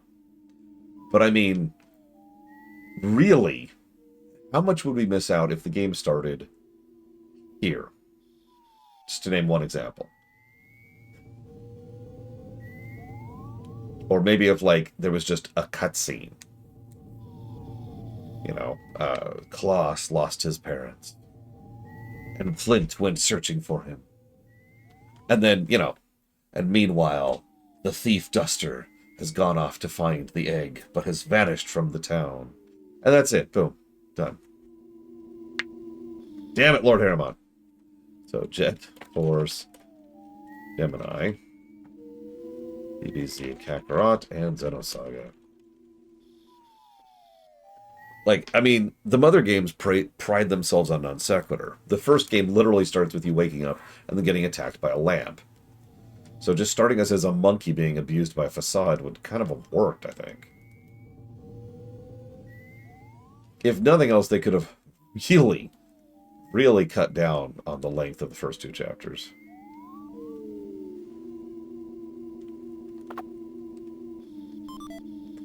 That would be a funny reason, Little Billy.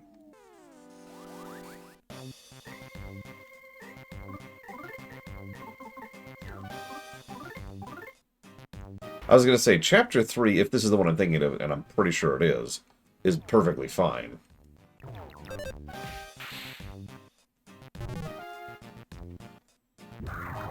Sweet. Digestive fluids. My favorite.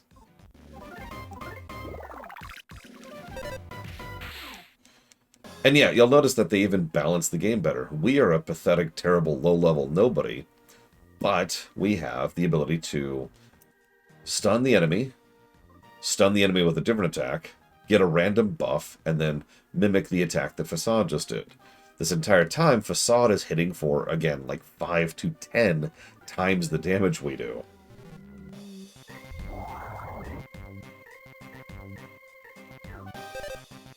Like, this is actually not a bad way to make it so that having one party member works, because functionally you don't. This is because we were just talking about this yesterday. Yeah, we have a carry. And the carry's doing his job. At least he should be.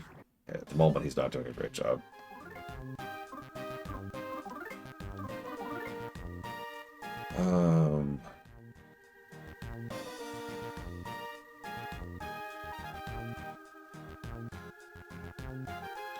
So I was double checking something. Yeah, it's like, oh, right, the game. Right. Well, we're done with our extended, irritating cutscene. Let's get to the game part. Please stop splitting. Jesus.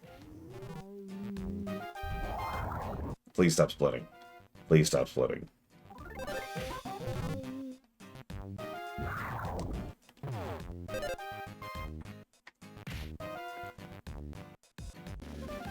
I should actually go get the bonus armor, because there's not a lot of armor in this game, and I completely missed it. Holy crap. That was a fight. But we did gain, I think, 3 levels out of that. Jeez Louise.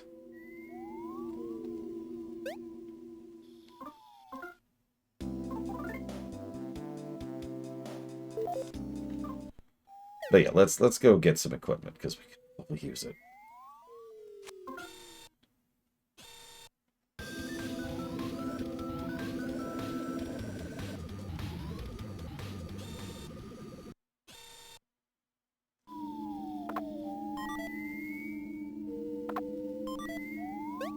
Yep. The chick bandana. All right. Yes, we finally finished Duster sequence. My god.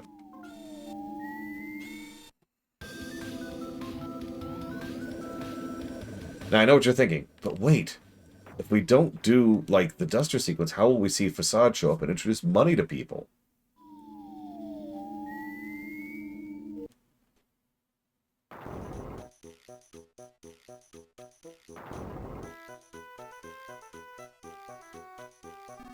To the south of this cemetery is a village. It's a place called Yado Inn, where we can stay the night. That's where we're heading now. No zombies, please. No zombies!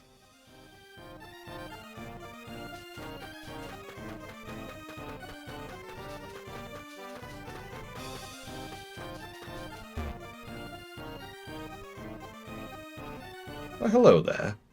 What do you think of the wonderful bag I gave you? Is it to your liking? Oh, it's you, Mr. Facade. Don't scare me like that. Actually, I was just counting to see how much is in here. Yeah, just please be extra careful it doesn't get swiped by any thieves. And there you go. Boom. We have conveyed the money thing. Done. Oh, hi, Duster. Pardon me, I wasn't paying attention. I'm sorry, I'm in a terrible hurry. If you'll excuse us. Go enjoy your terrible chapter, Duster.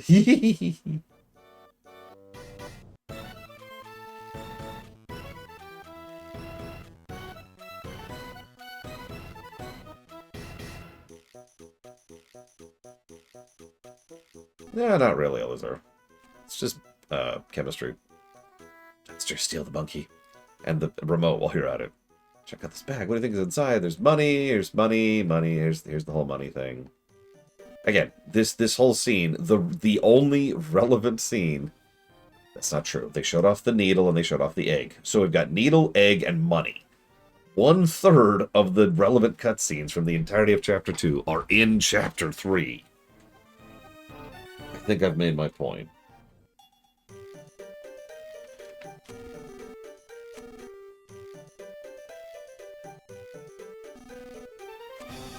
This is just literally the same scenes.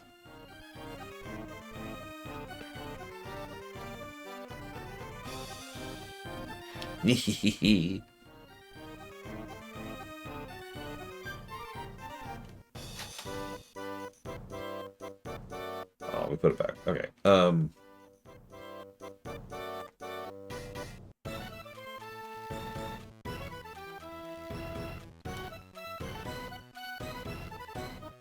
I actually do too. I mean, Back to the Future 2, right? But I feel like they could have done a better job with this. Like, because, again, what we just saw was literally the same cutscene, right?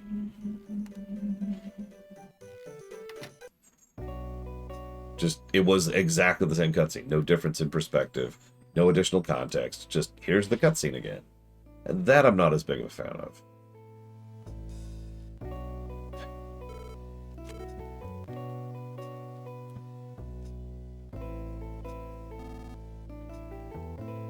How much is the lodging fee, my good man? Fee? There's no how much here. Please feel free to stay the night. Oh, I see. Still, it's hardly a cumbersome thing to have. Have an entire bag of money. Oh, I guess it's okay then. I'll kindly accept your offer. I suppose it could make a good doorstop. Your room's the one in the middle. Please make yourself at home.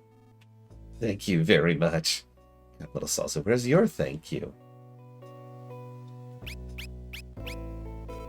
How cute. If you'll excuse us. Come, little Salsa, let's get to our room, shall we?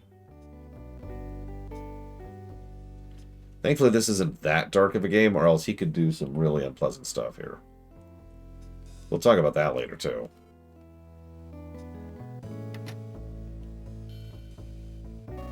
You're going to work hard for me starting tomorrow. But for now, I'm going to go to sleep. Because I'm extremely evil.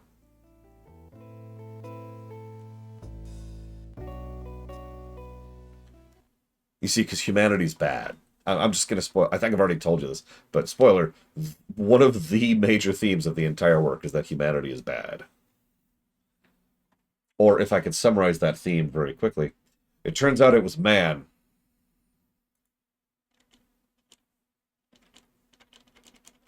Please get that reference.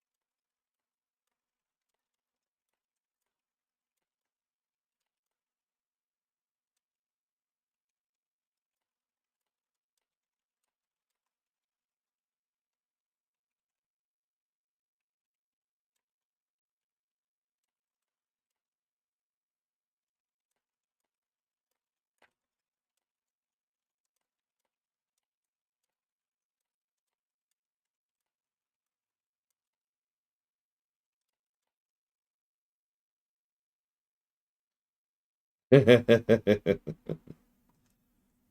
comment, Mr. Red. I hope you like Fate's Worse Than Death, though. You mean singular, right? No, I mean plural. Okay. On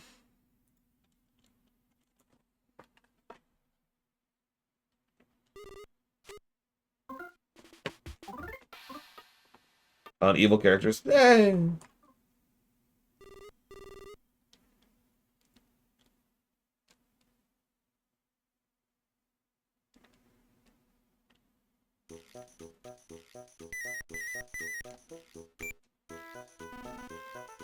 You've arrived at Osohe Castle?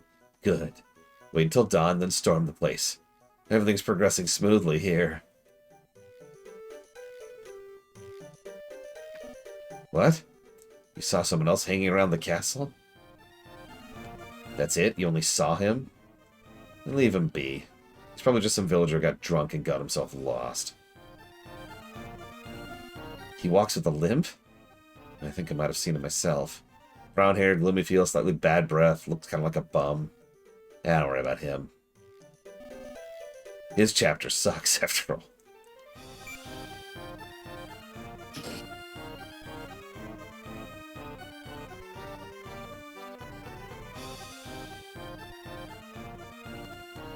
Okay, so let's go back to sleep.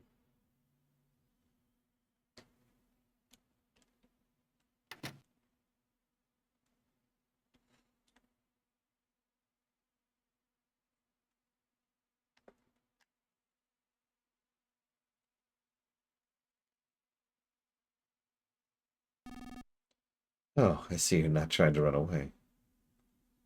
Right, yeah. I guess the fear of punishment's turned you into a spineless wimp. What a lovely individual. They are such a great person.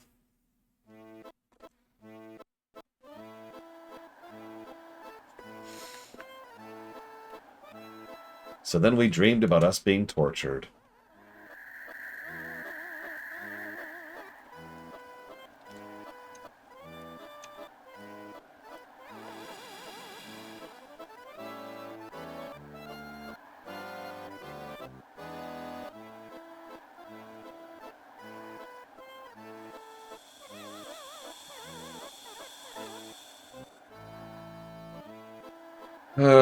Yes, thank you, game. I get it.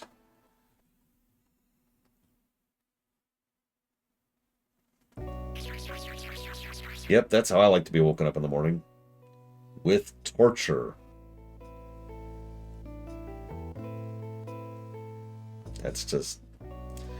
Hey, Polikas. I do hope your game day is going well. Remember, you can put that towards up to 3 things. But I will put one of them towards satisfactory.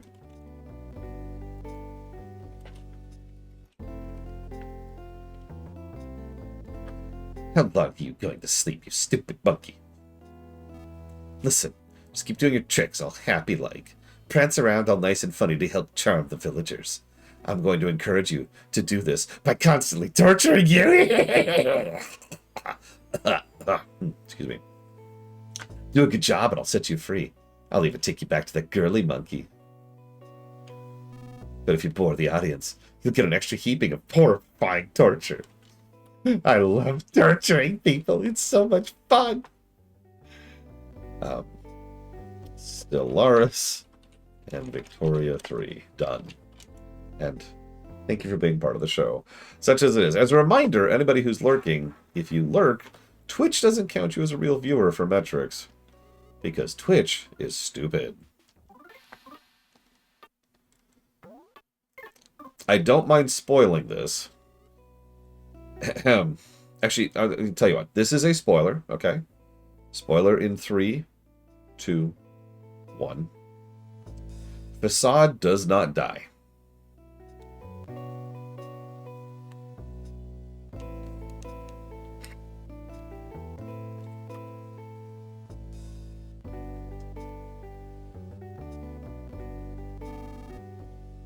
This village is much more carefree until just recently.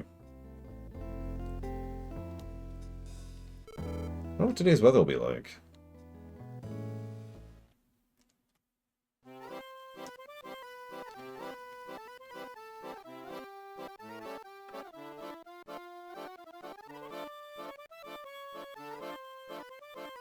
Choice of music's a nice touch. Come, gather around. Come, one and all, fair denizens of Tasmally. Congratulations are in order for the hard work you put in every single day. I've come here today to give you all wonderful news about happiness.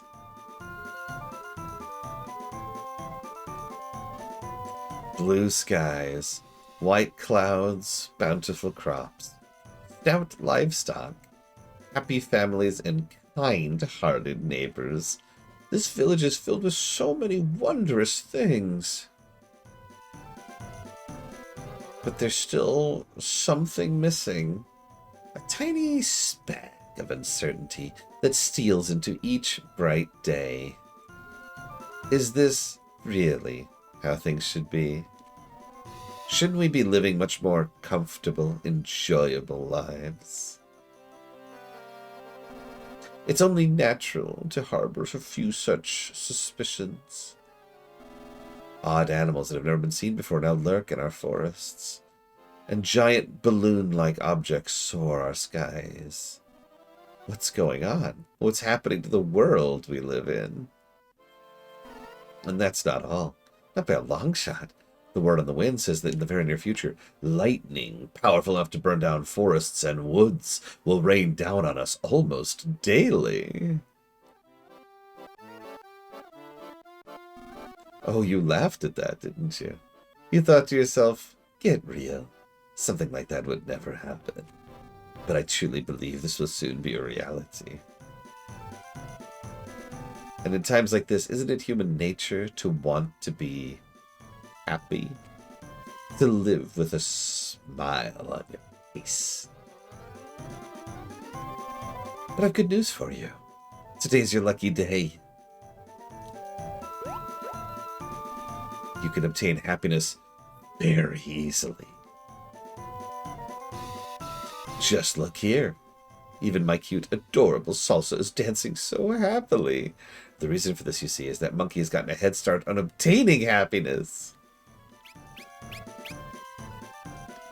I love how we're just slowly losing crowd members. How exactly did little Salsa manage to find happiness? All those who are interested, please raise your hand boisterously. Who wants to be happy? Okay, little Salsa. Ask the nice people who want happiness for their names. Keep your hands raised, folks. There's nothing bad about having too much happiness, is there? I'm Isaac. I just want to see if it really is that easy to be happy. My name's Abbott. I've been an avid collector of things since I was a boy. It's hard to explain, but just collecting stuff makes me happy. Plus, I want to see what happiness looks like. I'm Biff. Not really sure what this is about, but if I can get something out of it, I'll give it a shot. Everyone, if even just one more of us can achieve happiness, all will be right in the world. For those of you who didn't raise your hand, please think it over later. And if you decide you do want happiness after all, feel free to let me know anytime. That's all for today's show. May happiness come to this village. Take care. Now then, come along, little Salsa. Let's return to the inn. So you here would like some happiness? Yeah, it's me. What is it? Did you find it? What? There are other people inside the castle. Why can't you just kick them out? What? You can't because they're too tough? Alright, I'll be over once I'm through here. Until then, make sure you find it. Ugh. Alright, Monkey, listen up. The happy boxes are hidden in the cemetery. Go deliver them to everyone whose names you took earlier. Abbott, Abby, Biff, and Isaac. Where do they live? How should I know? Go find them yourself. And when you're finished delivering them, don't even think about trying to run away. You'll come straight back to this room. If you can't do it in under 23 minutes or so, your punishment will be even more severe. You'll be much more charred if that happens. If you try to run from me or disobey me, I'll make sure to punish that girly monkey too. Got it? Why did you do that? I said yes. God, Facade. If you do it in under 22 minutes, I'll give you a banana or something. I'm making this offer from the kindness of my heart, because I feel just terrible that you're not allowed to eat or drink anything. So be grateful.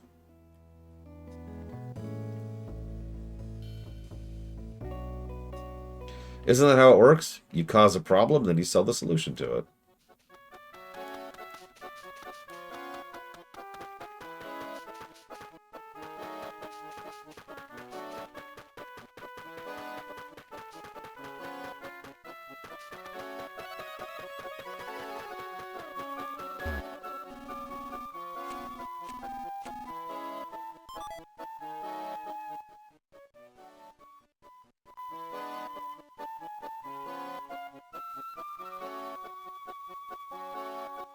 Do I seriously have to do these individually?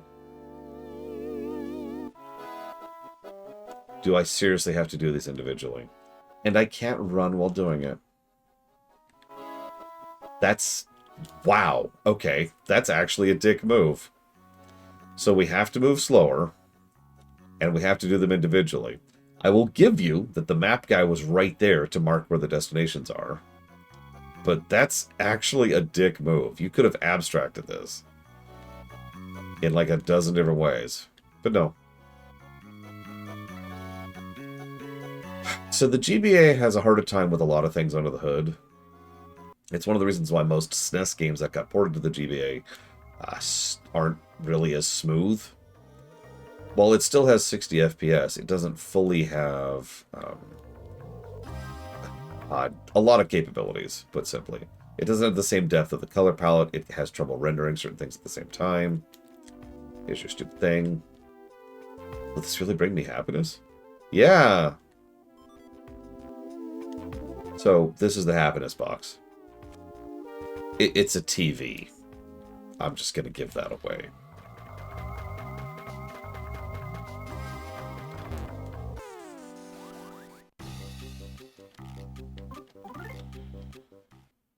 Yeah, super subtle. It's, I like this game's main plot. I do, especially when it gets going.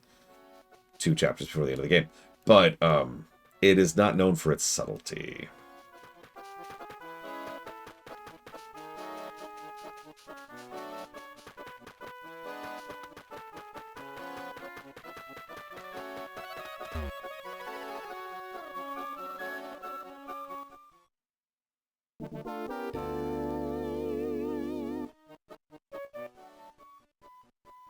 Sure.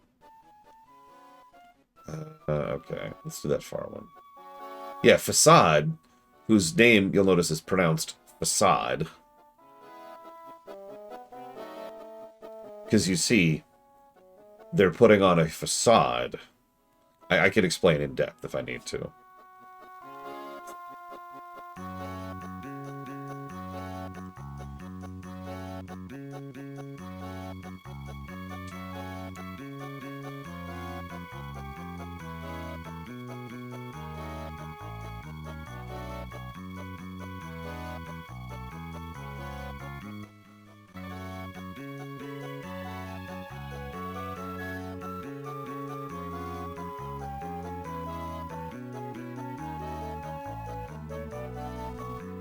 No, I could be happy too. For some reason, I actually do feel happy. That's called dopamine.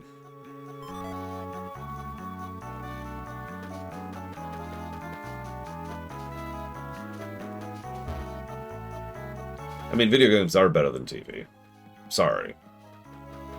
There's nothing wrong with TV. Nothing wrong with enjoying non-interactive medium. But, like, come on.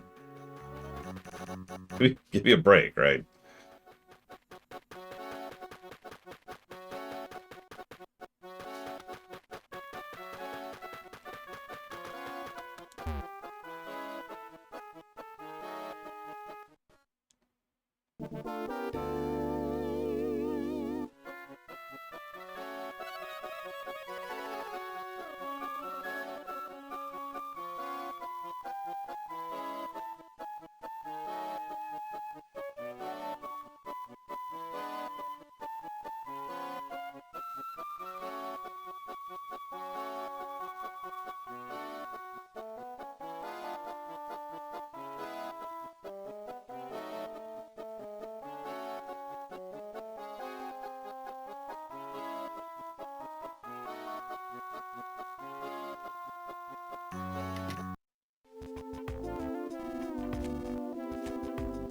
Ta-da! Here's a happy box. Enjoy your television. Actually, we don't need two, do we? I'll cancel my order then. Sorry to bother you. It's okay. Now let's get ready for a boss coming up. Thank God I have this thing called a walkthrough.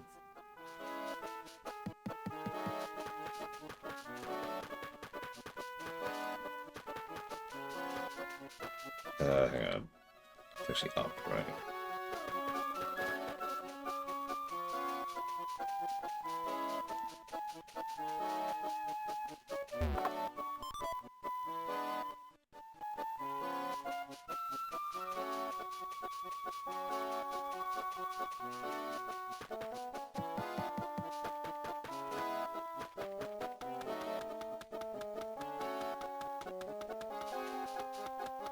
There's no coffee inside Sofka, but there are television shows about making coffee.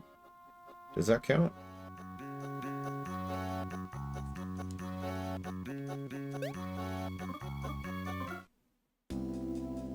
Okay, go ahead and get rid of those.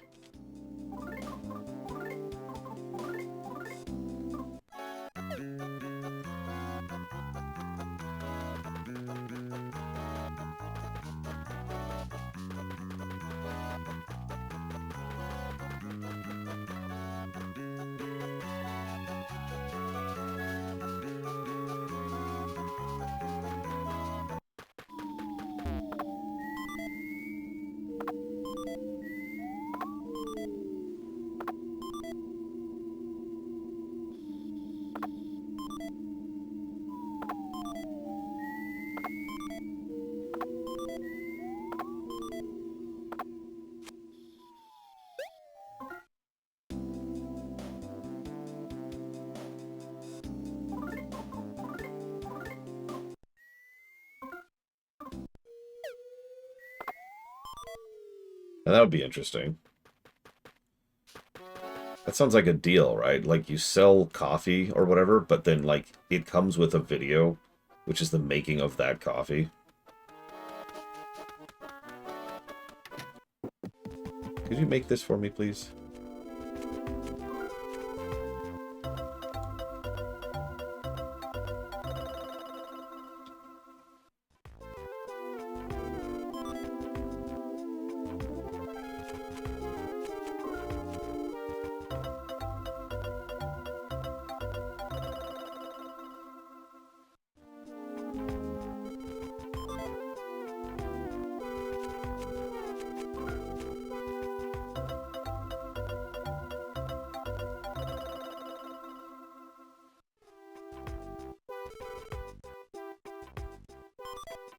Okay.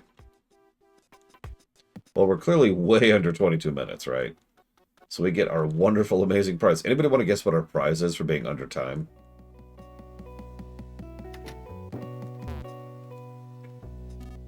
$25 minutes. Nope, too bad. So, to be very clear, no, that did not take 25 minutes. That didn't even take 10. I was planning to give you a special banana if you don't under 3 minutes. But I guess you don't really want one. Instant little monkey. Yeah, so there's no way to win, is the answer. It doesn't matter how fast you do it. Hey, Hugh, how long are you going to stay unconscious, you stupid monkey? Alright, let's hurry to Osohe Castle.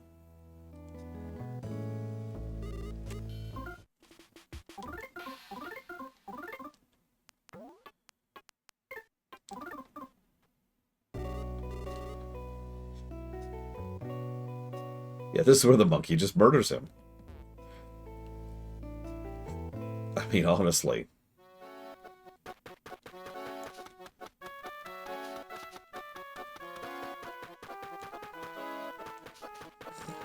That's true. We did watch a woman bake 2 full things of bread and a cookie. Where am I going? Just straight up. Okay. We're in chapter 3, Baron.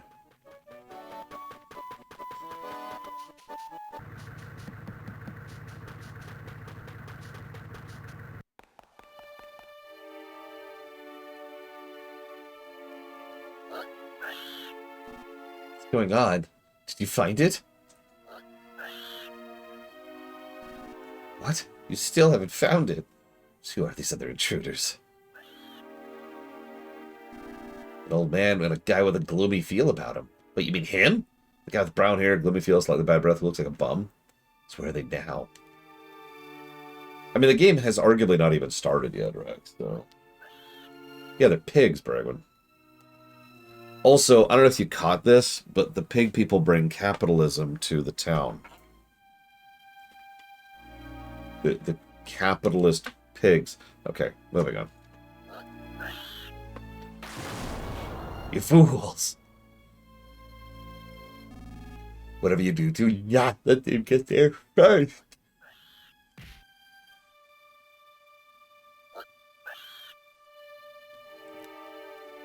Uh-huh. Castle used to be filled with ghosts, but we kicked them all out using the power of science! It's actually the first time the pig people have talked, by the way. Other groups are presently in pursuit of the bum-looking guy and his cohorts. We will all continue our search for the item here.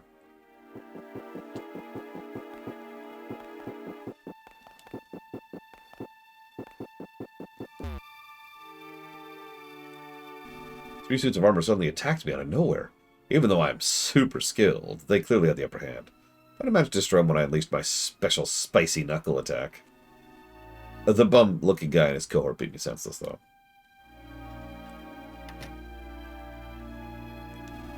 There's some sassy ghosts here earlier holding a lively party. We'll use the power of science to stick them all in the back room for now. We're currently using every resource available to locate it, but it still hasn't turned up. Hold on, Pipsqueak Monkey. I'm not talking to you. Why not? I'm higher in rank than you. That bum-looking guy and his cohort headed upstairs after they beat the snot out of us. Only now do I realize that thieves are truly a force to be reckoned with. Truly, this will change my life, my worldview going forwards.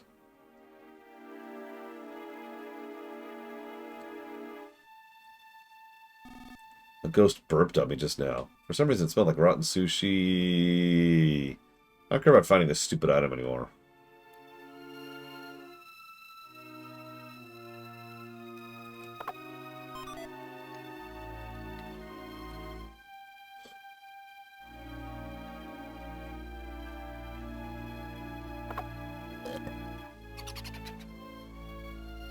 Gross. And I have nothing to fix that with. Great. Thanks. Thanks for that.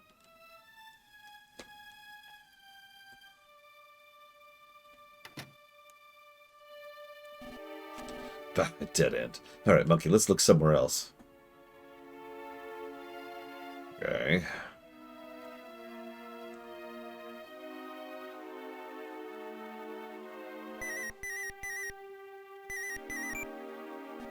Yeah? What? They fled into the basement? They have it with them? Alright, got it. Hey, Monkey, we're heading to the basement now. There should be an entrance to the basement somewhere inside this castle. Find it! Sure thing, boss.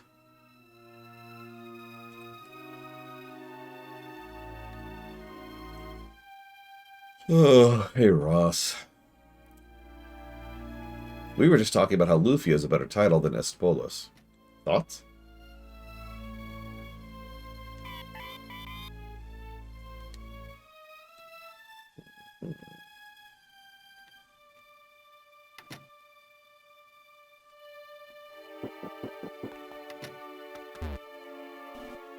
Sir, Mr. Facade, sir.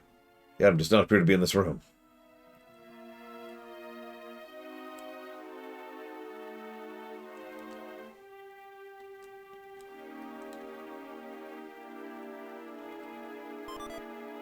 Modern Dance Part 1. Modern Dance Part 2. Modern Dance Part 3. Wait, Estpolis means the world? In what? We were actually debating earlier that, like, what it actually means. Stupid monkey, do something to open it. Alright, hang on.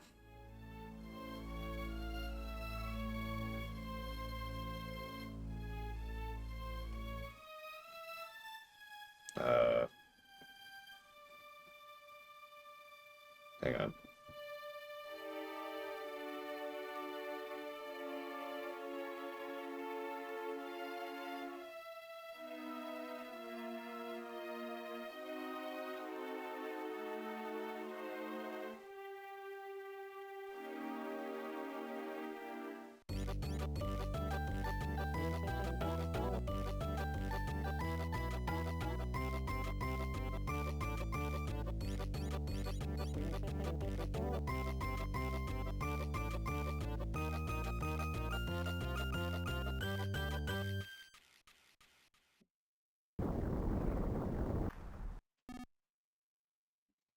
Actually, yes, little Billy.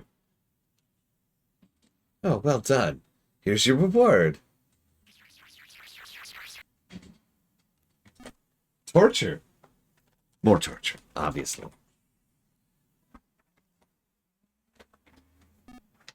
Come on, let's get going.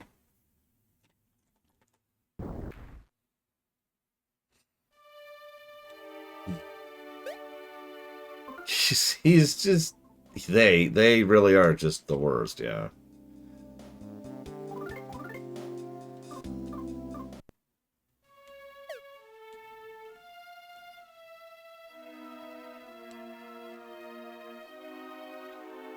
Hey, Mr. Ghost.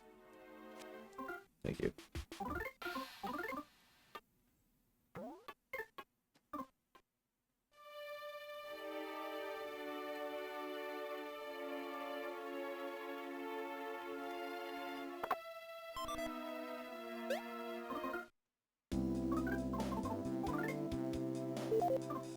Whoa, +2 defense. Be still, my beating heart.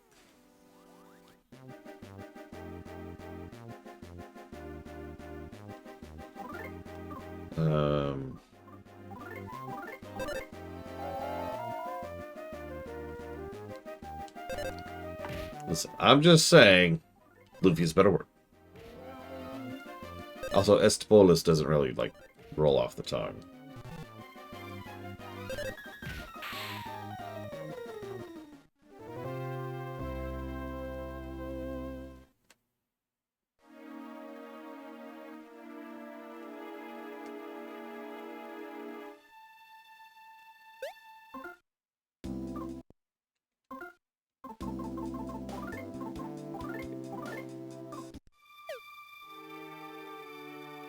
Nope.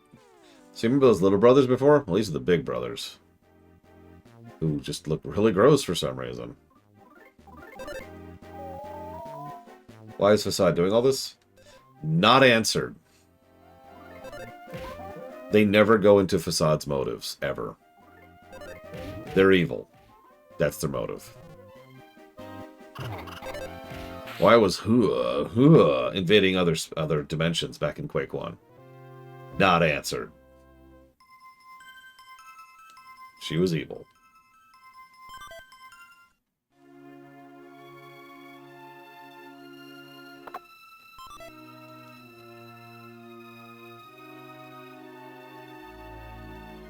The closest thing to an answer to that is the fact that, you know, everyone is awful. And I don't mean that as like a joke. I mean, like, that's the central theme of the entire work.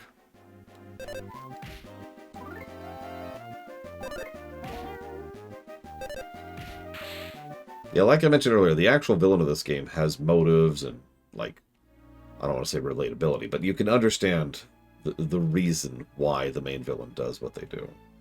Facade just is a dick.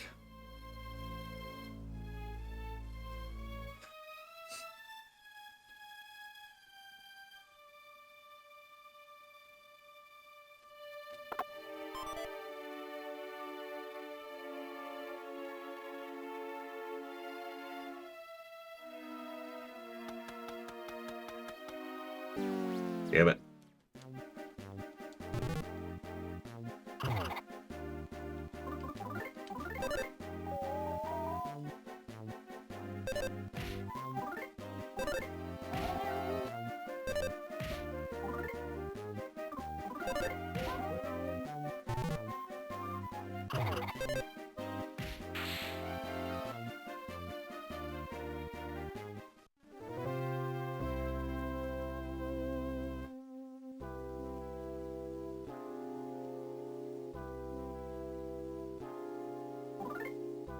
My inventory is absolutely crammed with items that I can't use.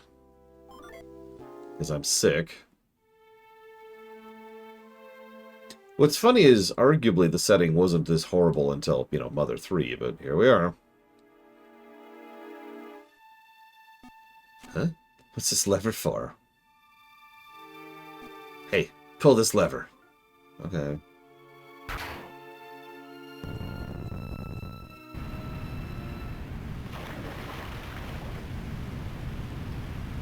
Oh, there they go.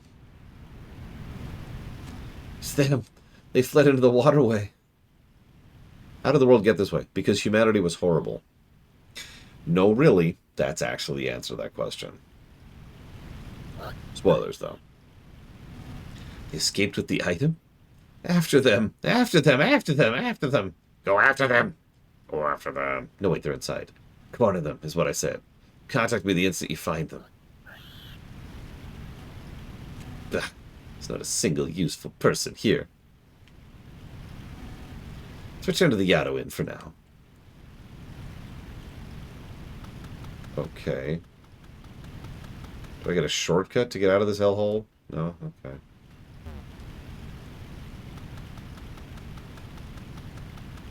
It is funny how there are two JRPGs that we have covered this year that both have the dominant theme of the writer was severely depressed, therefore everything sucks.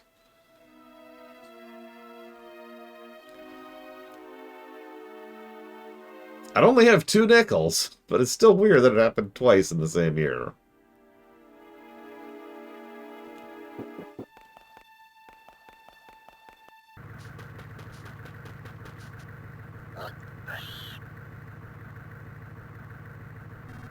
What are you doing?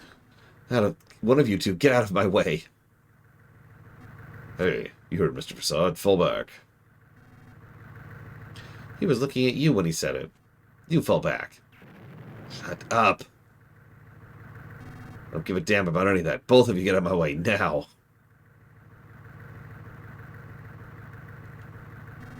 Just look at how late it is now. You're so stupid. It's all your fault, you idiot. He was looking at you when he said that. You're the idiot, you idiot. I know you are, but what am I? Idiot.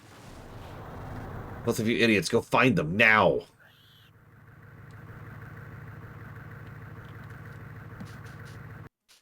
God, I hope not, Talia. I'm not ready for that. I don't want 3 depressing games in 1 year.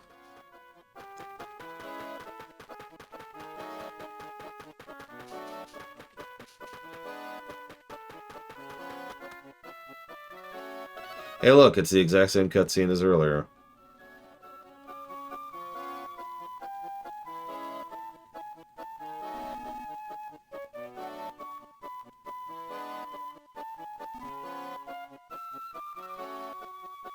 My goodness, I simply can't believe someone would steal the money I so humbly gave you. Perhaps it's true, then. Perhaps the village really is starting to become cursed. We can't allow Tazmily Village to become a dismal hive for evildoers to run amok. We must all seek happiness, or this village will be in grave danger.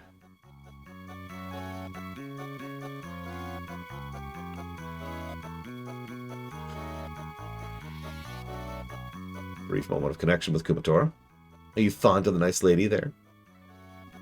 Come now, I'll give you lots of luxury bananas later. So let's return to the inn, okay, little salsa? Good, Sabakan.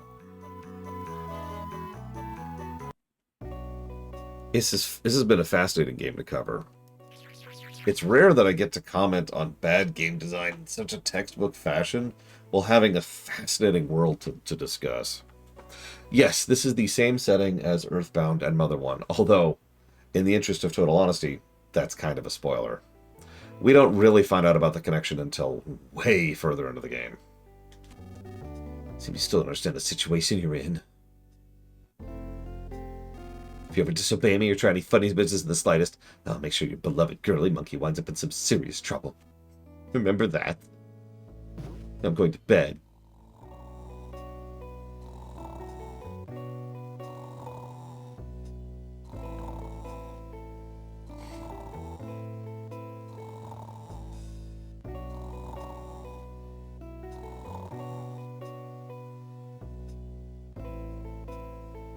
So,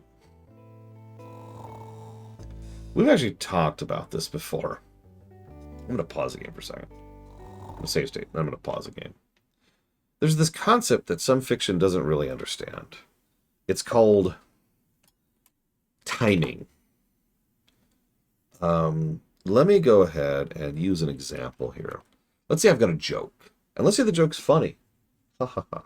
So I share this joke with you. I'm like, hey, and you're like, wow, that's funny. And then I like do a repetition of the joke, and you're like, okay, that's pretty funny. And then I repeat the joke a third time, and then a fourth time, and then a fifth time. At some point along the lines, it stops being funny. Now, it's worth noting that there's actually a lot more nuance that goes into this than I'm making it clear, but there's something I have noticed, especially in a lot of more modern humor. I'm using humor as an example, but bear with me for a second. Where, yeah, they have a funny joke, and I'm like, oh, that's funny. And it's funny for about 30 seconds. The video is 4 minutes. There's no iteration, there's no boomerang, there's no proper usage of repetition or anything. It's just doing the same joke over and over and over and over and over. 4 minutes doesn't sound like a long time, but considering by about the 1 minute mark you're already tired of it, it gets to the point where it stops being funny. It just gets aggravating. The point that is trying to be made stops being interesting the more you try to make it. It's one of the reasons I tend to push back so hard against fiction that tries to overemphasize something. To use something a little bit more topical, Outer Worlds 1, which is a game I overall liked, nevertheless leaned on the capitalism bad button so hard it stopped being interesting at some point in time. Like, I'm trying to think of a good example. Of course, I can't think of one off the top of my head. I've seen fiction where they've done a pretty good and decent critique of things like capitalism or extreme capitalism, or it's like, oh wow, that's horrifying. But then there's Outer Worlds, which is like, oh my god, I'm sick of hearing about it, right? So yeah, it's malnutrition. Yeah, like that, if you remember, that was actually the best part of Outer Worlds. The part that has stuck with me the longest, and the part I was most impressed with, was the very first quest arc, right in the tutorial town. That was good. It didn't take too long, didn't overstay its welcome, it was built up properly, and the payoff was horrible, right? But then, they never stopped hitting that same beat for the entire rest of the game. And so the reason that one stuck with me was because I was like, yeah, no, exactly. You get to the point where you just kind of stop feeling anything. You get desensitized to it. And that diminishes the point. So what I'm trying to say here is a lot of times when they hammer in these points over and over and over and over and over and over, it actually is at the detriment of the point itself. Yeah, war's bad. Ace Combat 5 is another excellent example of that. So, like, what does that have to do with Mother 3? Facade's a dick. We've been seeing that for almost an hour now, and that doesn't sound like a long period of time, but remember, it's in every scene. Every scene, Facade is like, hey, thanks for opening that lever for me. Bzz. Hey, thanks for doing this for me. Bzz. Hey, I'm doing this thing. Bzz. This is over 25 minutes. Bzz. How dare you glance at someone? Bzz. Off camera. Bzz. I'm going to give this a negative because, again, it's what I called this earlier. It's drifting into torture porn at a certain point, and it also diminishes the point that's trying to be made. I no longer think Facade's a terrible person. I'm just bored of it. Again, desensitized. It's not hard to feel bad for Salsa. Indeed, the first scene did a decent job of making us feel bad for Salsa. There was even a wonderful moment where we talked to the frog. You remember that? The game even bothered. There was a barrel filled with water. And it's jug, jug, jug, jug, jug, jug, jug, jug, jug, jug, jug. And it's like, oh, hey, something to draw the player's attention. You go over there, you see the frog, and the frog says, listen, I know this is hard, but you're going to have to tough it out and push through this. It'll get better in the end. Would you like to save your game? And that was a nice little moment. An hour ago. I already felt bad for Salsa. Now I just want to get on with it.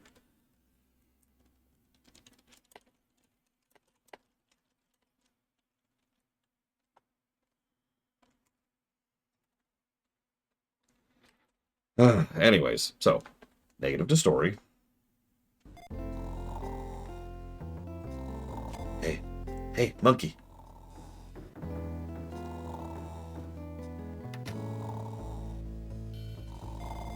Monkey, we're here to rescue you. Actually, yeah, I think part of the problem, too, is the whole game has been dragging its beats on way too long.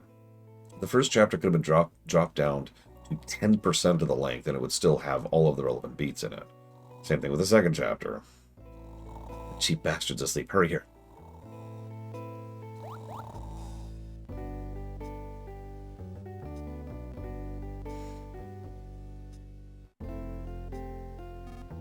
You're safe now. Don't know how you got involved with that lie-spewing fraud. Must have had your reasons, I guess. Poor little thing. Princess, this is a great deed you've done. Let's find that lazy moron. I mean, Duster. And that egg he has with him. I know he's alright. Morons like him never get sick or hurt. No matter where they go or what they do or how much you beat them. Yeah, we just gotta find Dust in the egg. First, let's free the monkey. Yeah, Kumatora is weirdly legit so far. Which is funny, because she's supposed to be the abrasive tomboy. But she also has this thing called, you know, basic human empathy. Which puts her as an outlier at the moment. Easier, go steal that Zapper Gizmo while that lion freak's still asleep. Oh, right. I should have swiped it earlier. I'll be right back. He'll be free in a minute, monkey. Must have had it rough.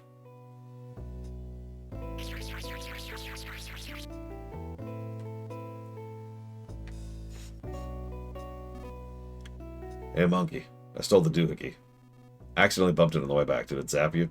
Sorry about that.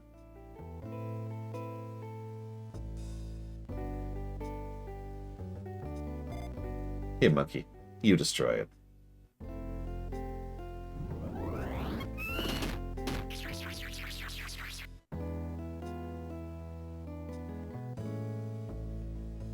Okay, are we done being tortured now? Alright, monkey. You can go wherever you want now. You're free. You got something keeping you from running away? What is it? Oh, your girlfriend's been kidnapped. Or monkey-napped, I should say. Damn that cheap bastard. He screwed up. Oh, did you call for me? I happen to be that screwed-up cheap bastard you speak of. To think I would get to meet you here of all places, Princess Kumatora. Stupid monkey. Do you think you could get away from me? Yeah, he can. And we're gonna let him. Giza, monkey, you ready? 1, 2, 3. Is when we run. Got it?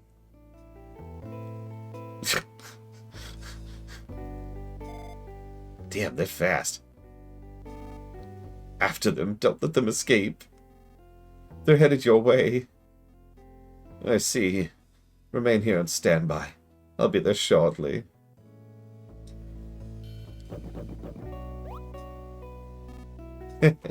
There's no escape from me. Chonce, the chocolate icing.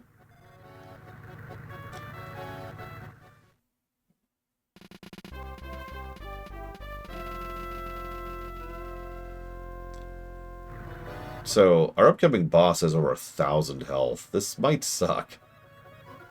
Hang on.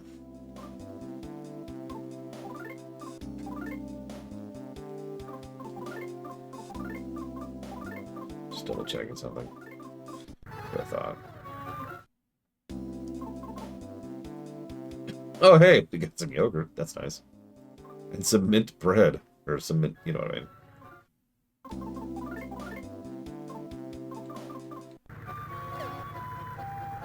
Okay.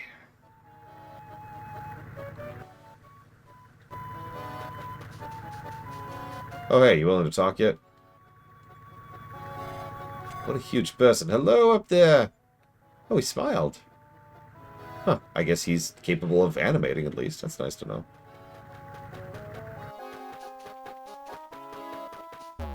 Yes, each party member has their own inventory. Do note, I actually only have 2 party members right now, not 3.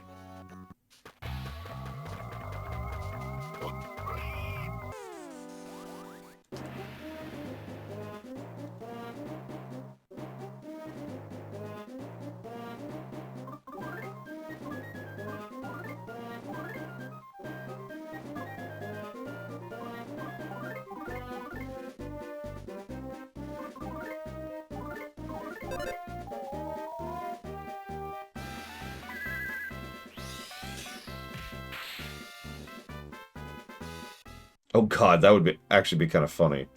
So for those who don't know where you get fresh milk, right? Fresh milk then turns into rotten milk. Rotten milk turns into yogurt, which is the best healing item of the three. But then it turns into something. I'm kidding. It doesn't actually turn into anything else. It stops at yogurt.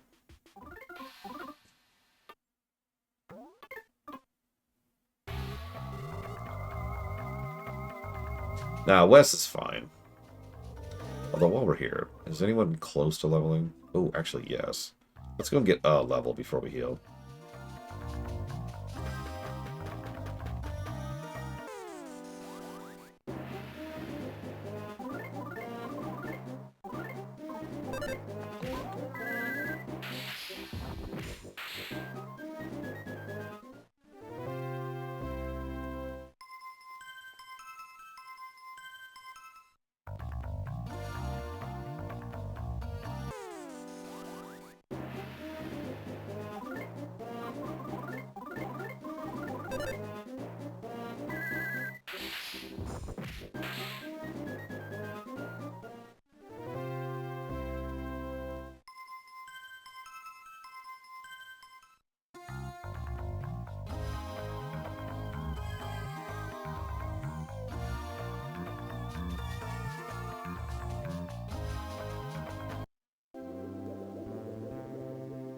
Wait, hang on.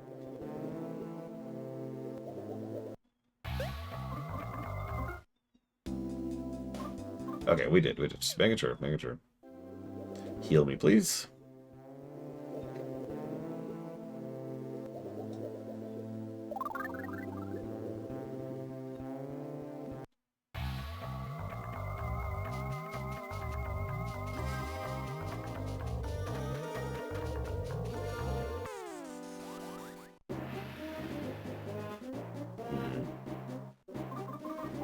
No, I can heal there as much as I want to. Ow.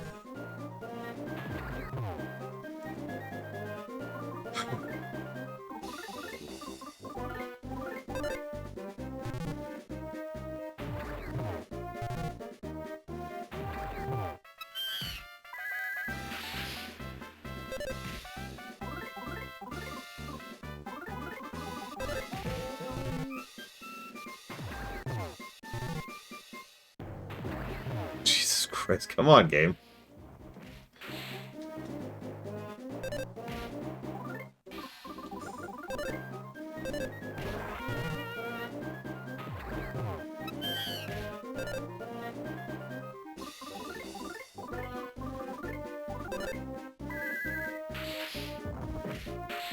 So that was extremely bad RNG if you caught that.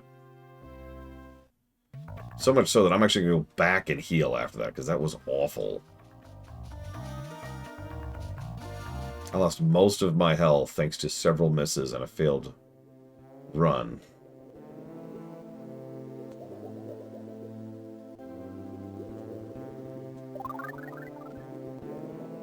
Meanwhile, Kuatora has a fever, which means she's about to learn something new, so that's nice. Oh, right, we can't run while she has a fever. Imagine if having a fever was followed up by gaining superpowers, or just new spells or something. Like, I'd be down, is what I'm trying to say.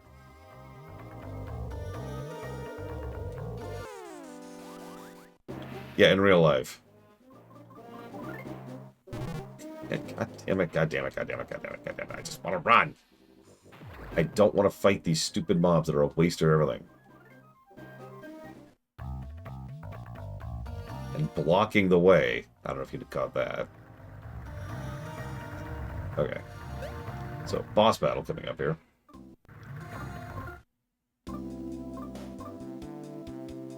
Let's go ahead. He's got all the bombs, right? Yes. Let's go ahead and eat the cookie right now.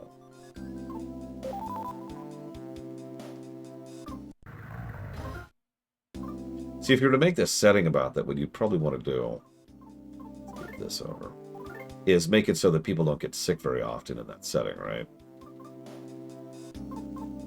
Like it's a rare occurrence, but if someone gets sick, it's like, aha. But then, of course, Look, it's not my fault that that episode sucked, Ross, okay? I don't want to freaking hear it. I even remember that one because I actually pulled up part of the audio of the episode just to make my point. Screw that episode and everything about it. Hi, Felix. But yeah, so for example, make it so that like you start to get sick, and then everyone knows now that you're sick, you're going to gain new powers, right? So what do they do about it? Because you don't have new powers yet. You have to finish being sick first. So in some cases, they might be supporting, like, oh, hey, but they also might try to kill you. Or lock you up, or study you while you're still sick.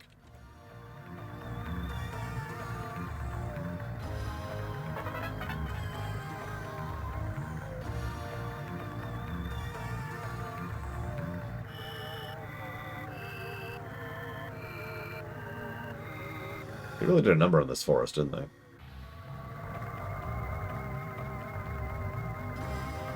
Yeah, maybe you try to hide the fact that you're sick.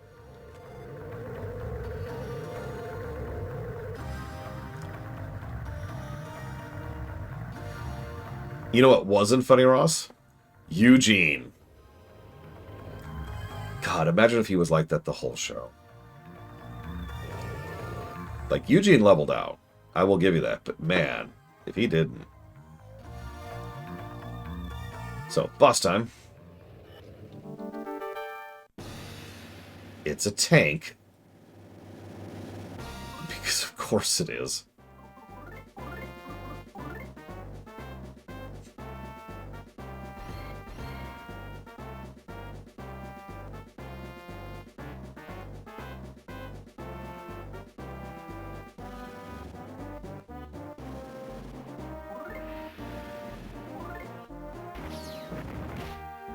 Fail-proof Frank is now just Failure Frankie.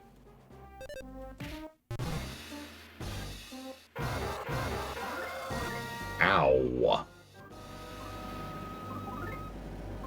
Okay, let's just start getting the heal train going.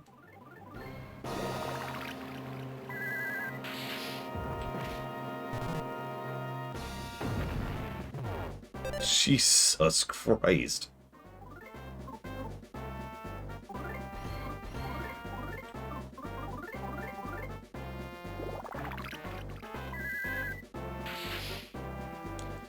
Man, I'm so glad that my strongest attack has a chance to not hit anything. Okay, Salsa's dead. Cool, cool. Oh, that was actually close. Did you see that?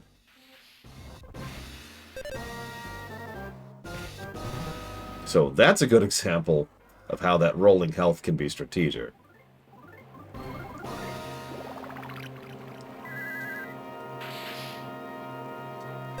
That's 2 misses with the thunder now. Oh my god. Yeah, no kidding, Rex. My god.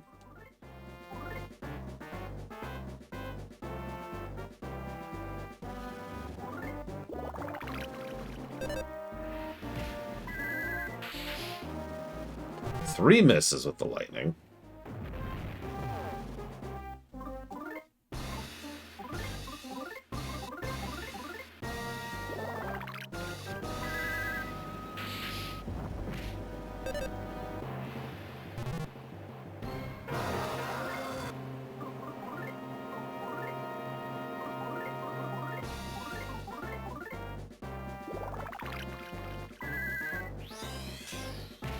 Oh. So, Freeze does a third the damage that Thunder does. That actually does average out to be worthwhile to bother with Thunder. That sucks.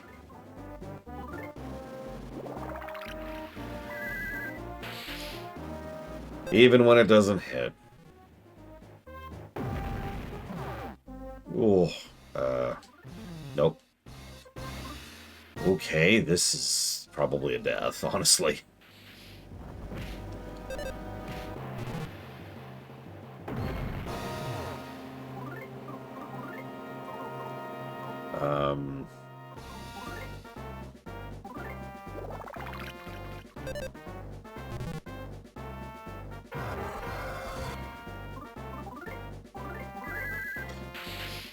Yeah, if only those 4 misses hadn't happened, I'd probably be there right now.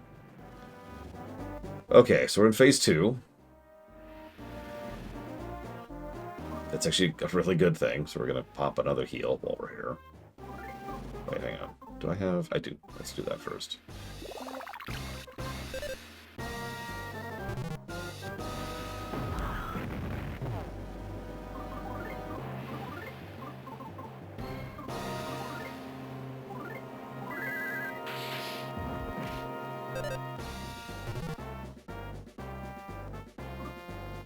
I just realized Salsa's not going to get experience from this fight, and that really sucks.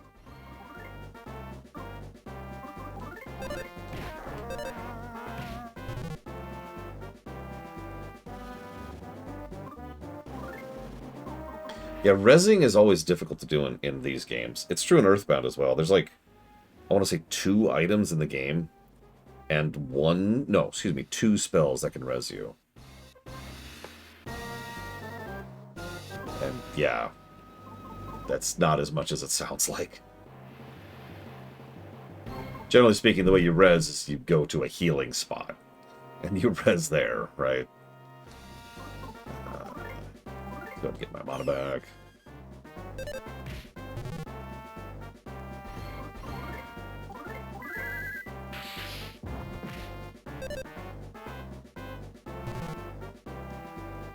Hey, Fuzzy Duck, what is going on?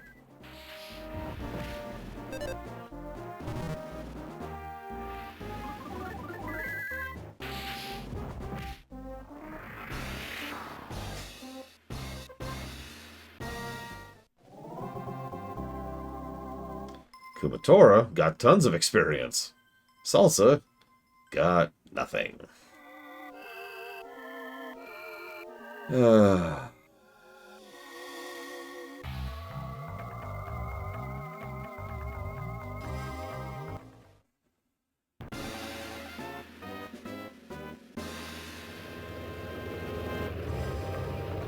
And yeah, of course they have another tank. They've got like 7 more tanks. Now then, Princess Kumatora, may I ask you to behave and do as we say?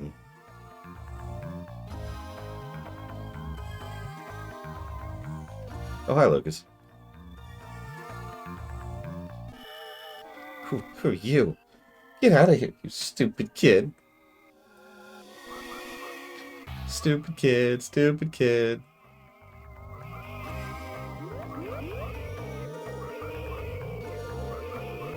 Oh my pork. What's a baby Drago doing here? You, baby Drago, get out of here. Stupid kid, stupid kid.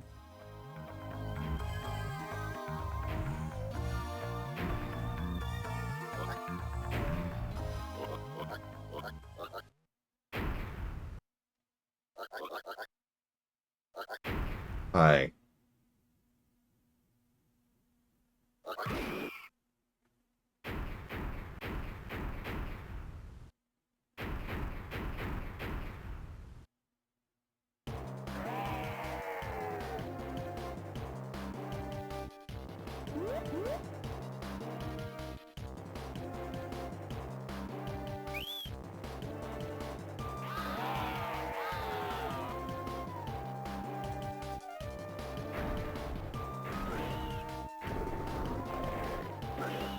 That guy's dead, right?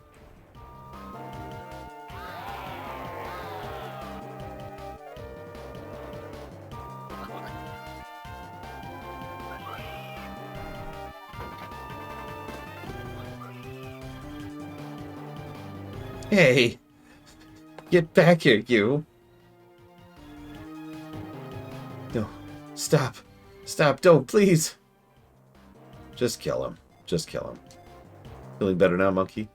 Seriously, kill him. Kill him. Kill them.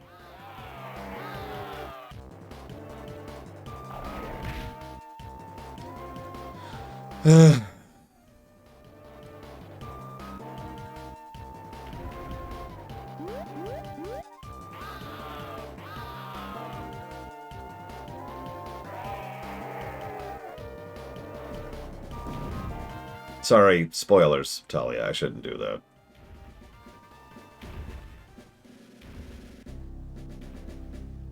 The reason why is because Facade is genderless. They are them. Lucas, I've heard you've done nothing but cry since the day your mother passed away. We just did now was wonderful. You saved our lives. Thank you, Lucas. All right. Gotta say hi. Hi. Nice to meet you. And thanks. You didn't even know what was going on, but you saved our lives. Probably a little late for now, but you should probably ask this geezer what's going on.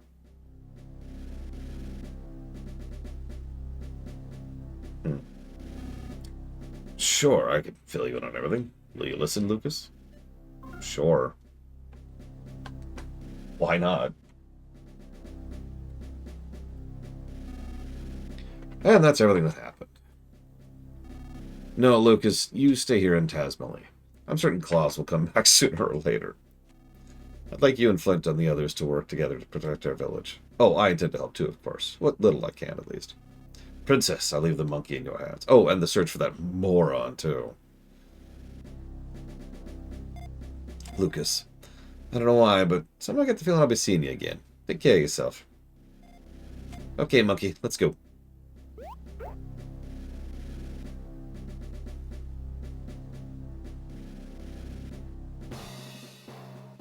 And that was Chapter 3.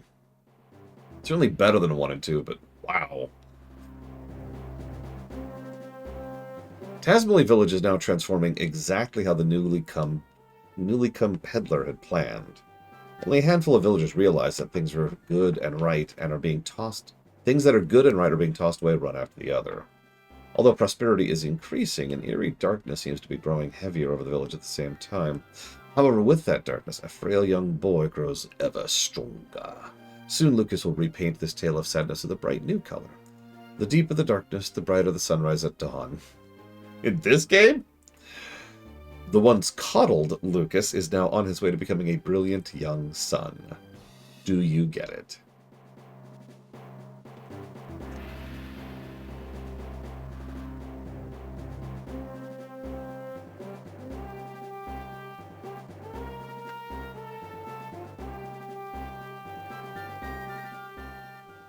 He's too coddled, Mr. Red. Well, nobody cares about Duster, Savakam. He's such a moron. I hear he gets headaches from seeing blurry images for too long, while flashing lights are happening.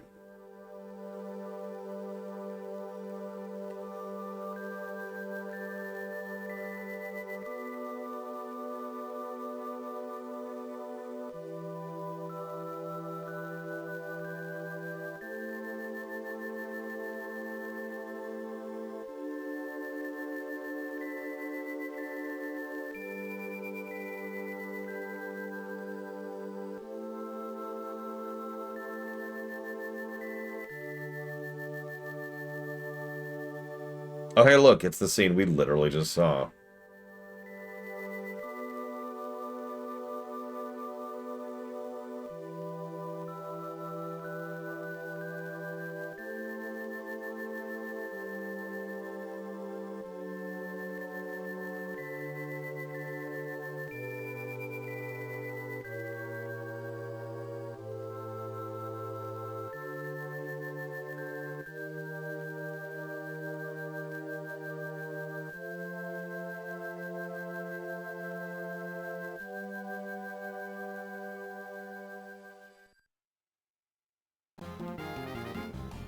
Club Tidiboo. Nope, that's the name of it. It's right there on the screen.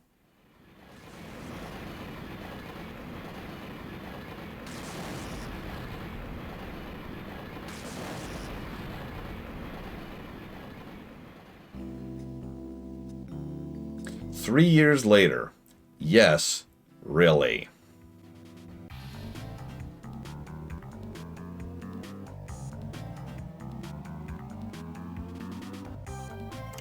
In the interest of fairness, this does this better than a lot of other games.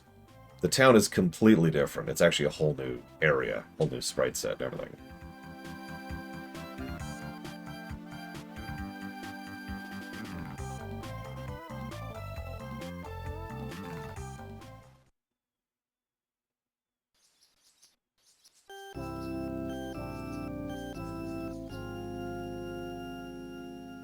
Yep, capitalism is well and truly here. Because humanity is horrible. Time to paint your pajamas. Oh, right. Thanks, Hinawa. I'm gonna change my outfit here. Oh yeah, and we're finally playing as, you know, someone. Oh, by the way, notice we have a currency thing in the interface, which we didn't before.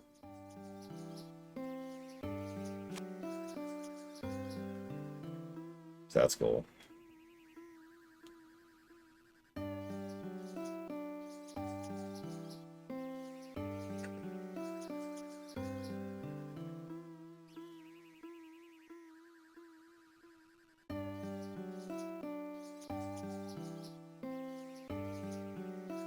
Yeah, Lucas, he's fine. He's fine.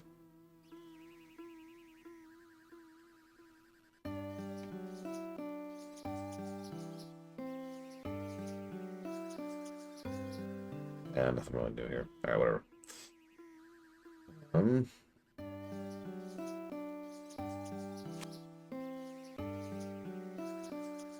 Good morning, Sean.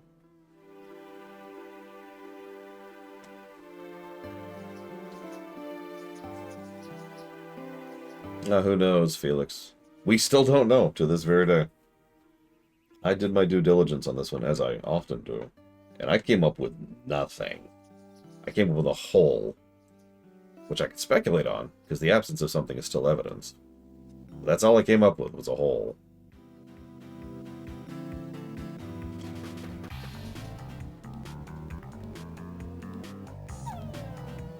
What? What's up? Okay, alright, I'll take you for a walk. I've heard several jokes that dogs think they're taking us for walks. Rider factor in this game? Kinda low. I realize this might be about to bother, but please come talk to me. I have very important information for you. Okay. From this day forth, you'll be rewarded for your hard work.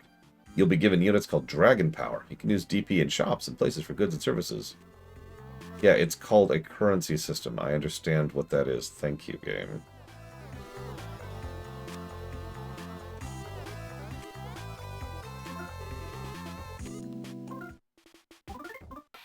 I mean, I haven't been invested in the MCU since Endgame, Elizar, so I'm the wrong person to ask there.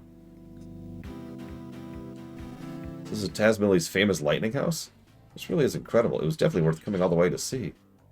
I just really love being unhappy if you still refuse to get a happy box after all this.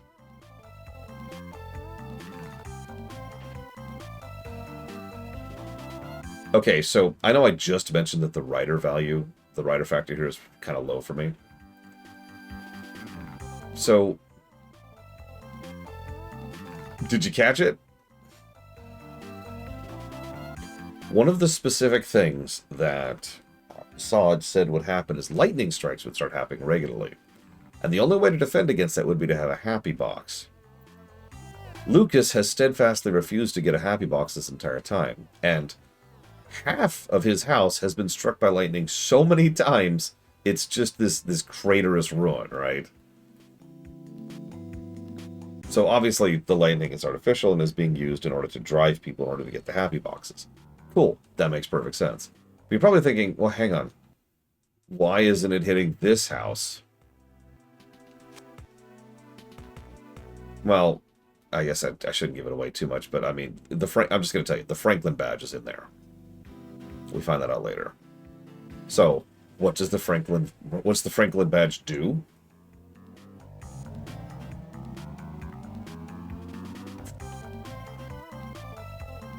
So, this is actually a surprisingly well-written little sequence here. I'll give you that one, game.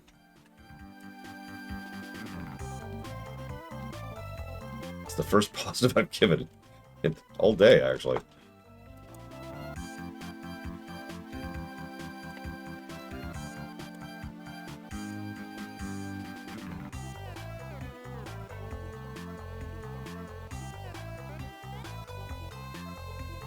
Yeah, the one ring is in the sock drawer. Whoops. Simple atmosphere, the smell of livestock and sea breezes. It's the only part of Tazmily that hasn't changed a bit in the last 3 years. Yeah, so here's the road, because they paved it. There's a sidewalk and everything now. Fascinating. Big city items, faster and in greater quantities than everyone else. Do you think so much beauty would blossom in only 3 years? Huh? What? Am I talking about myself? No, of course not. I'm talking about Tasmilling.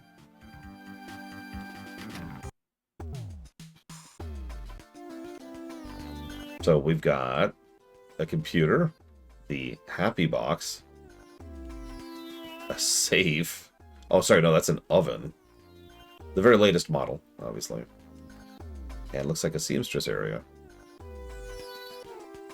Do you have cars for this road? Hey! So here's the store. This used to be the place where we just walk up and get 2 items for free. Amusingly, from a gameplay perspective, this is actually much better. Because now we can buy gear and items.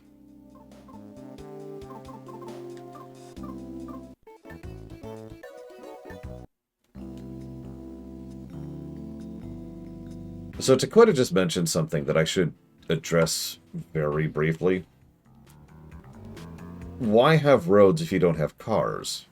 So they do have cars, but that's actually not why they have roads. The reason they have roads is because that's what you're supposed to have. It's surface level.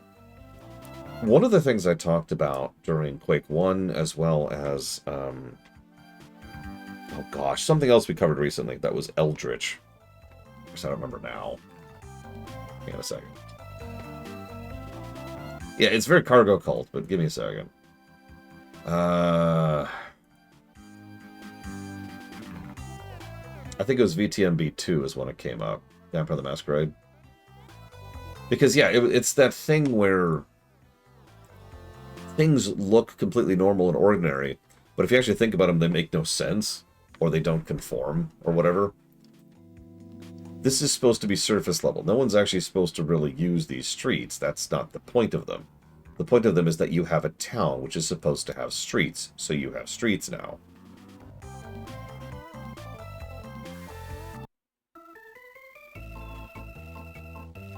Yeah, I remember the stranger in the coat. He looks completely normal, and then you get closer and you see the glistening of the tentacle, was the exact analogy I used. And this place looks completely normal, but, like, really isn't. And that's the point.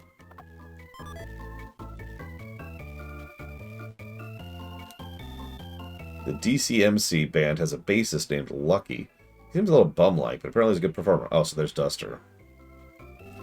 You're the type that just has to talk to everyone, aren't you? No, I'm not saying that's a bad thing. I think it's actually a really important thing to do. Here they used to raise cows and pigs with a training facility in the southeast is now. Mr. Facade bought all the land there.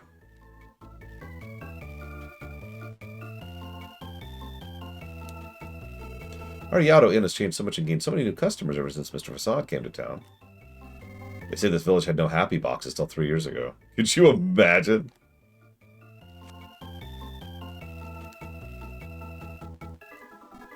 Welcome. You're a non-staying guest, yeah? Yeah. Oh. I mean, the localizers, as always, deserve tons and tons of praise for doing this as a hobby on the side during, while doing their day jobs. Whenever I listen to Mr. Facade talk, I suddenly want everything. It's almost like he's a magician. Oh, Lucas. Hi. Hi. Hello there, Lucas. You look a bit down in the dumps. A happy box could really change your life, you know. Oh, hey, Lucas. I hear your dad's still hiking up in the mountains looking for Klaus. You should tell him that it's about time he give up already. Yeah, by the way, Flint has been up there for 3 years looking for Klaus. And failing at it.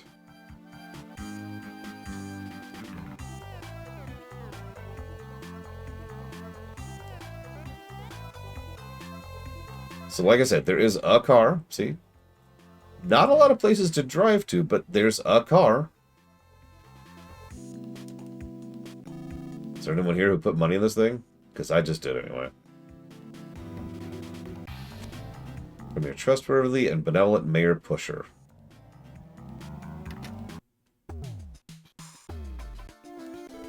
Hello, Lucas. Don't bother with Mr. Facade and the others too much now. Oh, Lucas, your house certainly enjoys being struck by lightning, I must say. Do you still intend to live with it after all the fires and scorching and whatnot? I must admit, it's a real downer on Tasmally Village's image. Yes, yes. Your maternal grandfather has moved into the new and shiny retirement home. Where is it? It's across the way, that way.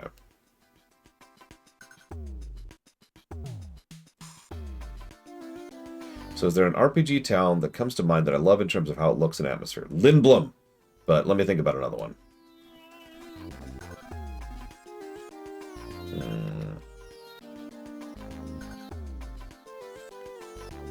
Nice TV, by the way. What's Lindblom? It's from Final Fantasy IX. I mean, I still call it Lindblom effect to refer to when a game goes out of its way to make the world feel like an actual lived-in, breathed world. Breathing world.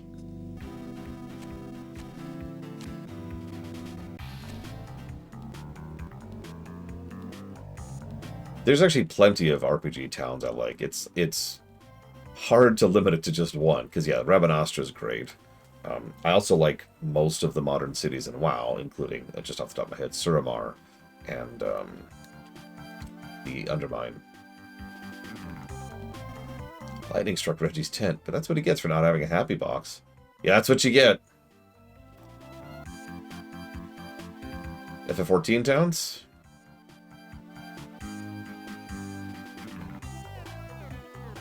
It's hard for me to like FF14 towns because you can't mountain them. And I don't want to sound persnickety, but you can't mountain them, which makes me hate all of them. Having said that, if you put a gun to my head, I'd probably put the Crystarium towards the top.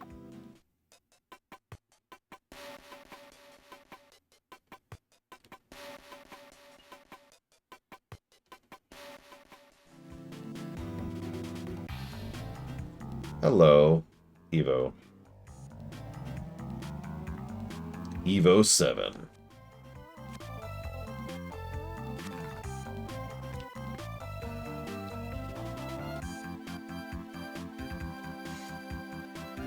Pay attention, I'll let this be a lesson.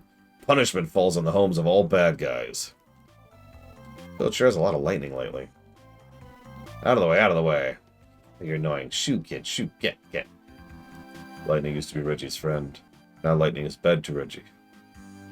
Yep, sorry, I should have gotten a happy box. This is your fault. If you had a happy box, Evo, then you wouldn't have been struck. Hey, look, by the way, they actually have regular police officers and people in jail. Please don't stare directly at me. It might make me want to arrest you. Oh yeah, by the way, Itoi, I found this out extremely recently. Itoi actually has had, shall we say, some run-ins with Japanese cops. Oh, don't mistake me. Not because he was a criminal, but because he was protesting. And all of a sudden, the way cops are used in these games makes a lot more sense. Peacefully protesting, before you ask. This village used to have no policemen at all? You gotta be kidding me. Yeah. Some moron by the name of Flint busted the lock on the door. So I have to stand here like this to hold it shut. You're welcome. I got busted for larceny when all I did was pick up a doorknob I found on the ground. This isn't fair. Huh? Where's the doorknob now? How should I know? Maybe it was sent to the forensics lab or something. Looks like I've been arrested, but I actually came in on my own. I don't care what anyone says. I'm not coming out. Okay.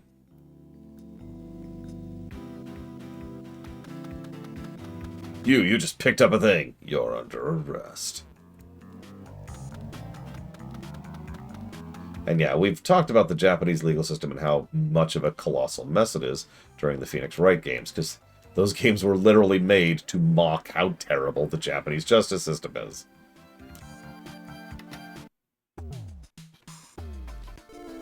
Oh, our happy cooling box is just handy-dandy, so I'm thinking of buying a happy massage chair next. I think it's about time you at least put a happy box in your home already. Oh, Lucas, you so jealous of my happiness you've come to see it for yourself? Happy cooling box. Yeah, by the way, a lot of these things, going back to that whole Eldritch thing, a lot of these things have the, this is clearly a fridge. They don't call it a fridge because they don't know what a fridge is. They've never heard of refrigerant, right? They don't know what a refrigerator is. They know that it's a happy cooling box. Remember that.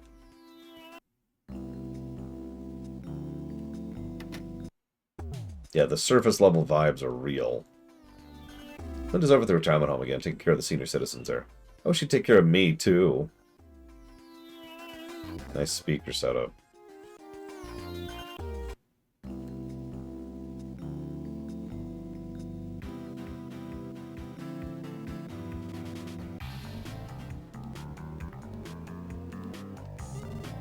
You need something?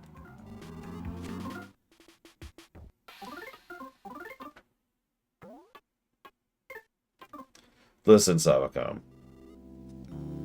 Yes, Zara. In fact, boom, there, it's vetoed. Done. Happy? Happy? Also, it's a horror game. Let's see. Crossroads Station is to the north, Cerulean Beach is to the west, and east of here is a nursing home for senior citizens. Oh, and the south is your house, where lightning keeps striking.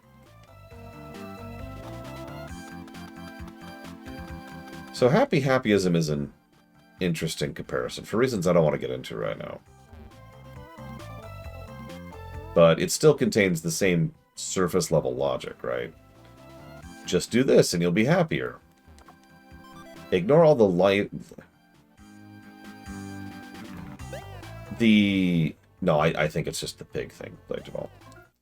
Again, they're come on. They're capitalist pigs who are fascists. Of course they're pigs. There's a game out there, we actually referenced it recently, called Amnesia, a machine for pigs. And it's not subtle, is what I would call that. That's the way I'm going to call that. You see, it's because they're pigs. Do you get it? They're pigs. All right, moving on.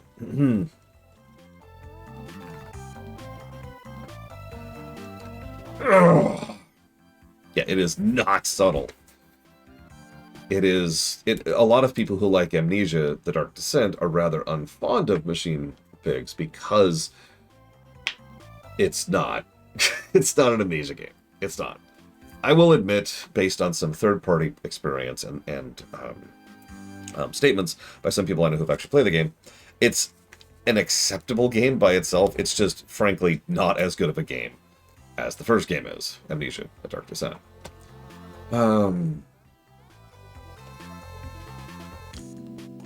Right, I was going to jot down something.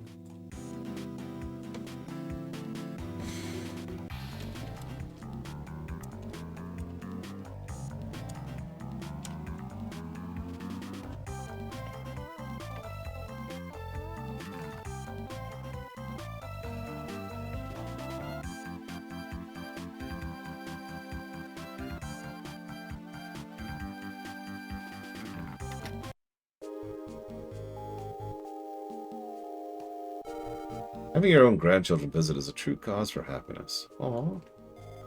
I'm here visiting my grandma. We play games like Pin the Tail on the Leak, Hide and Go Sweep, and the Hokey Pokey. Oh, hello, Lucas. Oh, and Boney, too. Your grandfather's upstairs in the room on the far left. This is the retirement house? Look at this place. It also has a happy box, by the way. Haven't seen Flint at all lately. How is he? Of course the retirement home is horrible. Why? Because that's what retirement homes are. Oh my god, the frog. Evo. Look at the frog. In the wheelchair. So I actually talked about game design some more random, which I know you hate. But the frogs are so cute. But we also talked about how Chapter 3 was just better designed. Still too long. In fact, I should ding that. So I'm going to. But Chapter 3 was way better than Chapter 1 and 2.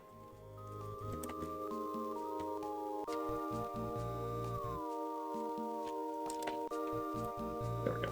Had it. He's got to have... Oh my god. Look at it.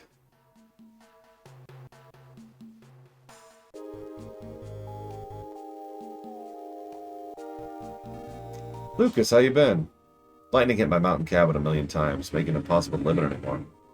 I know it's hard to imagine the lightning was actually trying to hit my house specifically, but come on, 1,000,000 times. Of course, he has a happy box. Of course he does. This is awful. This is so terrible. Yeah, everything here is a health hazard. I've lived in places like this. Although, not the bed. I refused to sleep on something like that. I had an inflatable. Which killed my back. And that's all I'm going to say about that. That facade guy screwed up everything in every way possible. What's he trying to do to this village? Yeah, I don't think he has a goal. Really.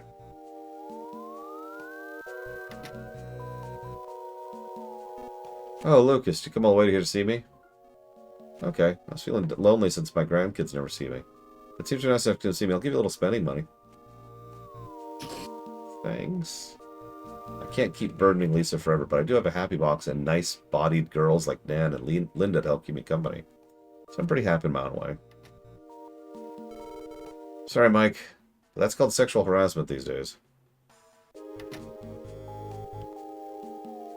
This is a hard world we live in now. How disappointing.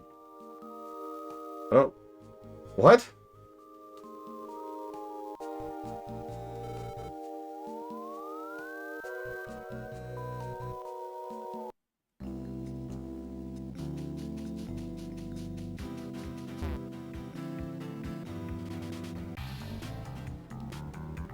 Okay.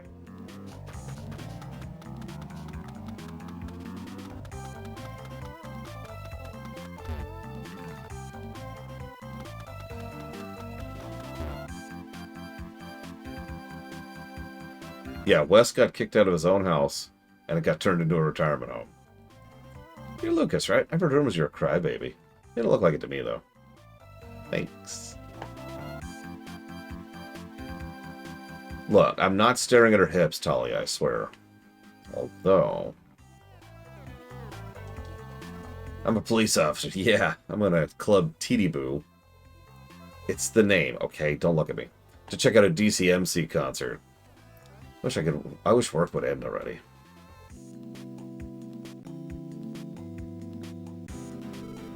I've heard the rumors, but are you the ones who stock up on food and walk around without ever eating it? You really need to eat, you know. You're still young. I've been eating! Usually on boss fights. Come now, Jackie, get real. It can't possibly be him. Just think about it. No one's seen hide nor hair of Duster since he disappeared 3 years ago. It's gotta be him. Come on, that's nonsense. Oh, hey there, Lucas. Eh? Oh, it's nothing. There's this concert hall named Club, I'm not going to say it for the third time, past the factory. And the bass player there looks kind of like Duster. Jackie here's convinced he is Duster. Looks just like him. I really think we should tell Old Man Wes. Maybe if we knew for sure, but we'd only wind up disappointing Wes if it turns out we were wrong. Guy we saw just happens to look a lot like Duster. We don't know anything about that. Don't you have a population of like 200 people on the entire island? Anyway, time to head home, have some chow while I watch the Happy Box. You took the words right out of my mouth. I'm starving, too. See you, Lucas. Tell Flint I say hi.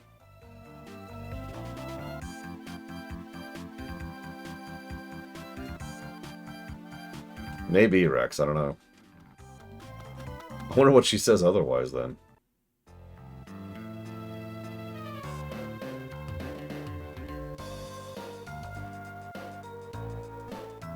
Facade, stop it. Quit ruining this town any more than you already have. Something not right about all this lightning, especially today's. I think you guys are behind it somehow. Leave this instant. Keep your grubby hands out of this town's affairs. Oh, hello there, Mr. Wes. You know, if people keep making the veins on your forehead pop out like that, happiness will only escape you. By which I mean your hair, in this case. In any case, I haven't the slightest idea what you're talking about. It's been fun. Please be careful not to trip, or get hurt, or go bald on your way home. Cease this violence. I'm not Bug. I'm an old man. I would never insult the Ferengi that way, Blade Taval.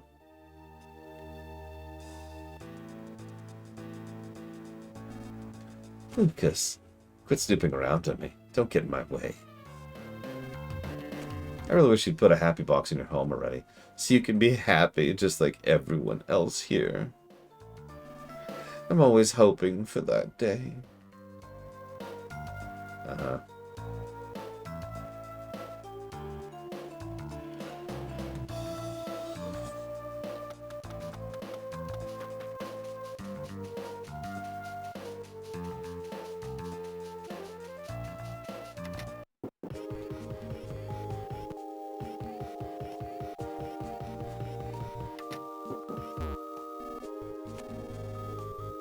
I was dozing off just now when that really tall fellow at Crossroad appeared in my dream. Do you remember him? I wonder whatever happened to him. Where is he now?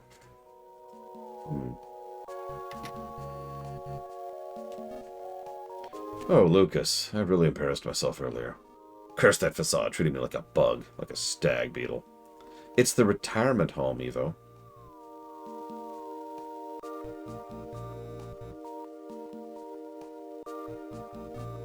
What? A guy who looks like Duster.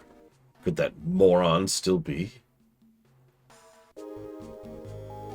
Lucas, I'll lower my voice down and talk to you in a whisper. Hate to ask, but could you go see if it looked like it's really my moron or not? Todd's cronies are on the lookout for me, so I can't go anywhere or do anything. Please, go find that moron for me. Okay. If you do find Duster, send this dove to let me know. At last, my time to be useful has come. Thanks, Lucas. I'd go myself, but everyone's on the lookout for me. Yeah, you literally just said that. Thank you. Are you going senile in addition to bald? Asshole.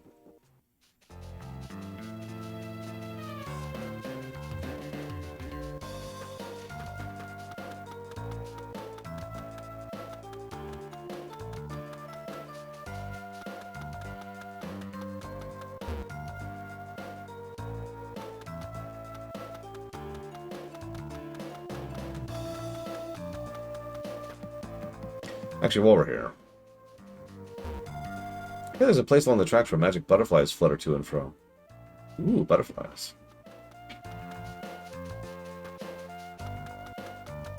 And trash people.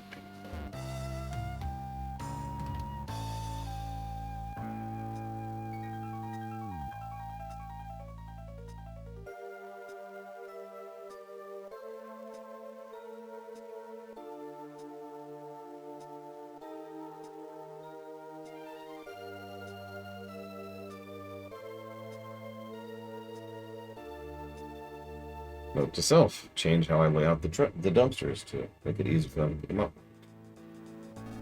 It's a blue mobile house over there. Interesting one. Looks like it was made with whatever was handy at the time. You see it there? See the guy next to it in the knit cap? Apparently, he's a bank. You can use a bank. But let me explain what this bank concept is so you can understand what a bank is.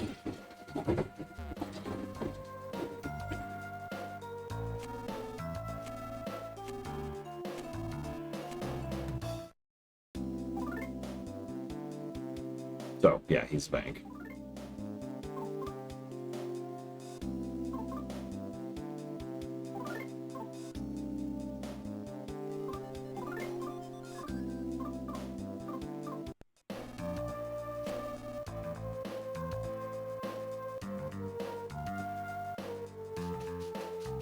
What's your name? Guy. Listen, nobody would actually be named Guy, okay? That's just silly. Yeah, now that I'm thinking about it, I'm wondering if the game was supposed to start here at some point in development. So much of Chapter 1, 2, and 3 don't have game to them, really. You know? And I mean, they even specifically reference things like, hey, could you imagine what it was like 3 years ago here? I don't know what reasons you got, but it looks like you want to go through this tunnel, right? I know you won't listen to me if I say try to stop you, so I'll give you this instead.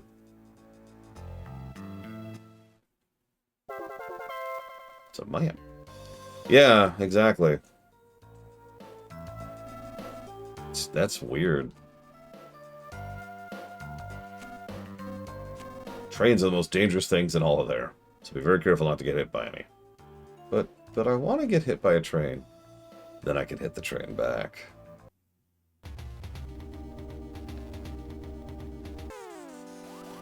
So yeah, and here's our first dungeon, is crossing the train tracks.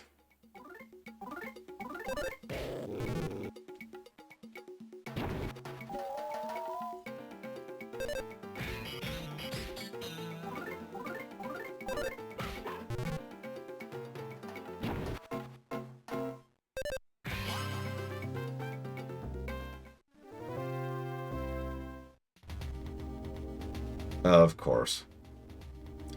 Does this go away on its own, or am I okay? Okay, we're okay. We're okay. Should probably not actually be on the train tracks for this. It feels like it might be dangerous. Is that a Slitherhan? Because it couldn't call it a cockatrice, right?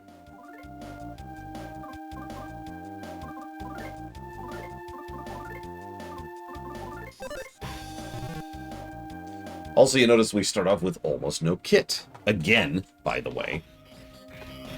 Flint has more kit than this. Duster had more kit than this. We have attack and items. That's it. But we do start off with 2 party members.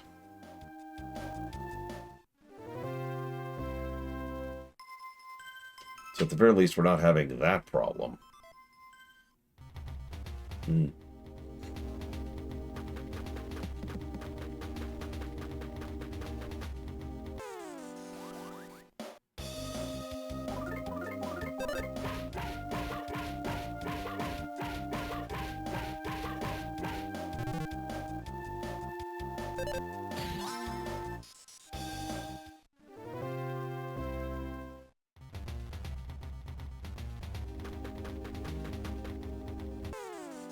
I don't know, I kind of like it when I get to zoom in the camera this far on game design.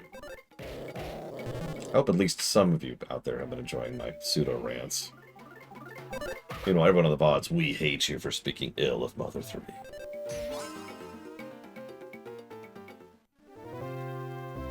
It's okay, I understand.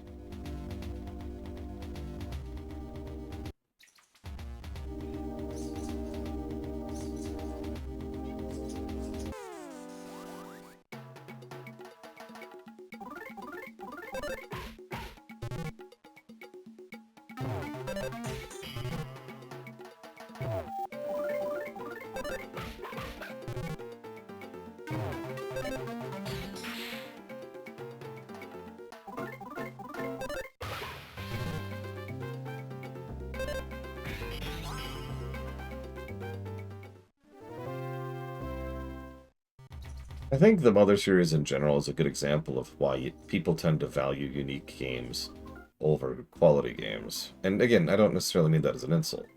In fact, I don't even know why I added the word necessarily. I don't mean that as an insult. As we've talked about before, there's a value in having something that scratches a particular itch, even if it's not as good as it could be. Right?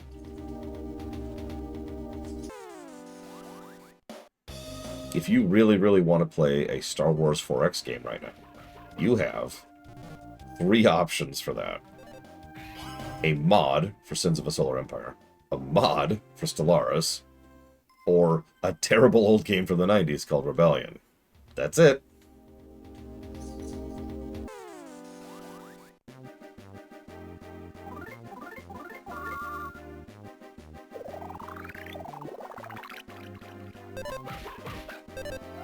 Empire at War is not a 4X game. I'm sorry, no. Empire at War is at best a board game with some barely pseudo things. I suppose in the interest of fairness, there's actually like 5 mods on Stellaris, but whatever, point remaining. To my knowledge, only one of them was getting regular updates. Which is Era of the Old Republic or something like that. I forget what it's called.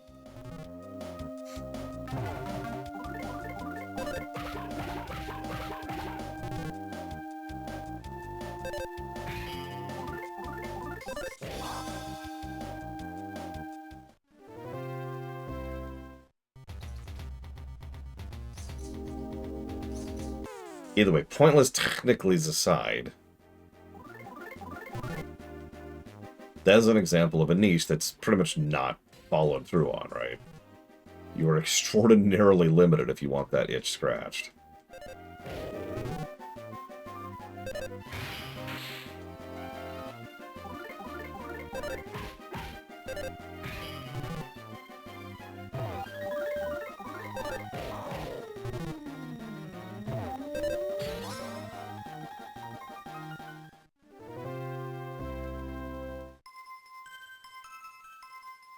Only leveling up faster than me. Jeez Louise. That's fair. I shouldn't count Sins of a Solar Empire, though. So, I remove that one from consideration. No. Oh, we're lower level, too. Whatever.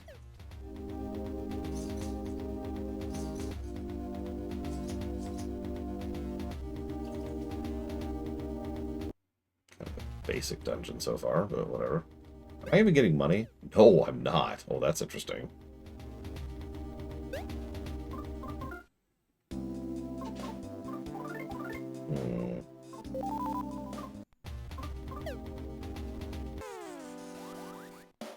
Well, this might suck. In fact, I'm actually going to do something I really don't want to do.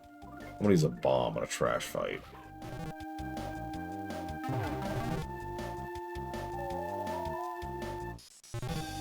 Or I could get stunned and can't move.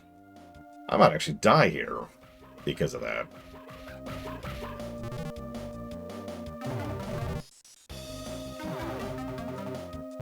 And Boney's dead.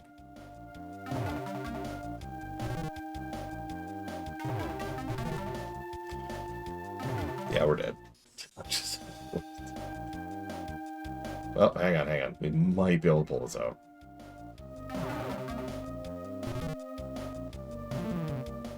And we're dead. Okay! One lucky stun right at the beginning. Good time to test if we lose money on death in this, now that we have money. We do. We lose half our money.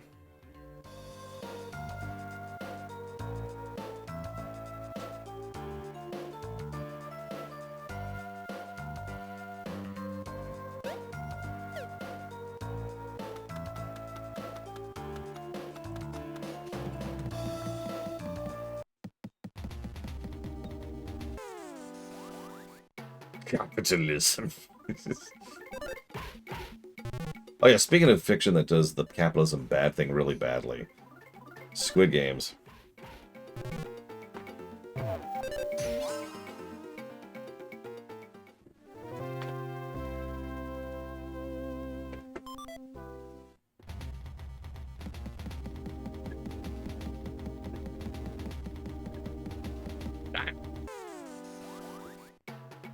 Well, at least we get to gain some more experience.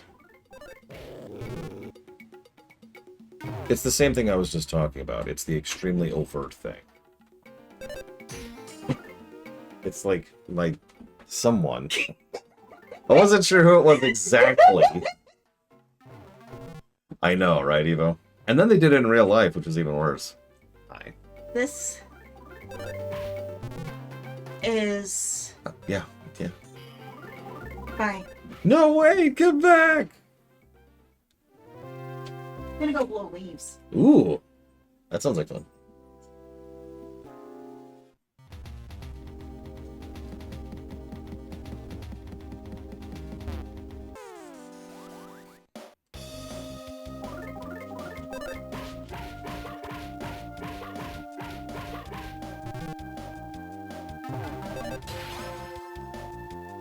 I just had the most horrible thought. What do you want to bet that game wants me to grind now to go buy the gear I can now go purchase? What do you want to bet? Thing is, enemies don't give money.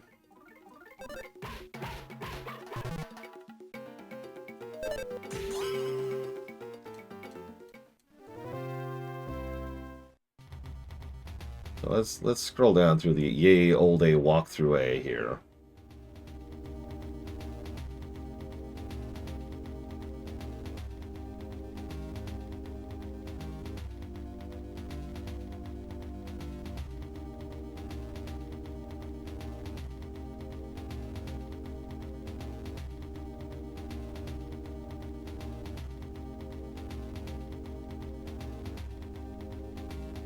Here we go. Okay.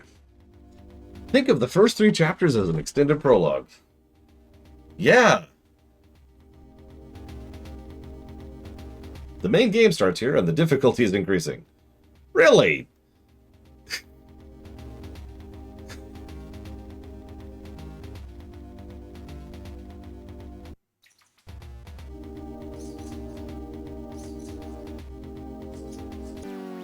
Oh, whatever.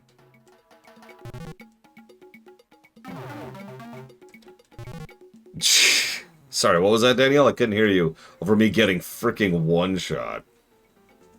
Depends on the age of the game, little Billy.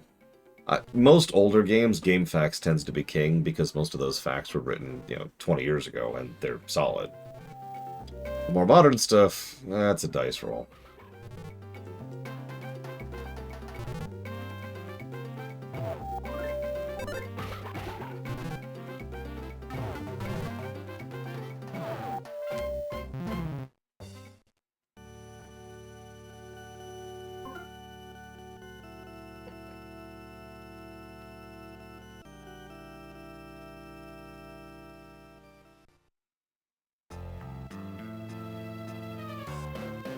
So I was right. The game does want me to grind here. But I don't know what you're probably thinking. I would say yes, Ross. So, yeah, now we're down to 13, of course.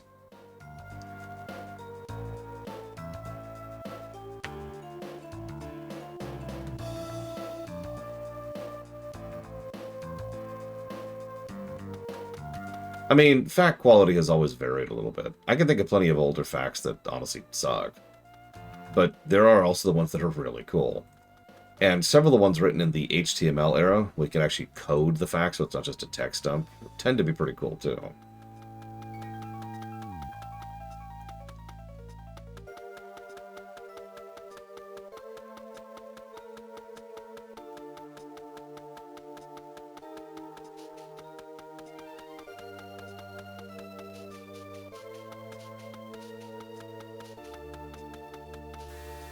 Okay, so I want...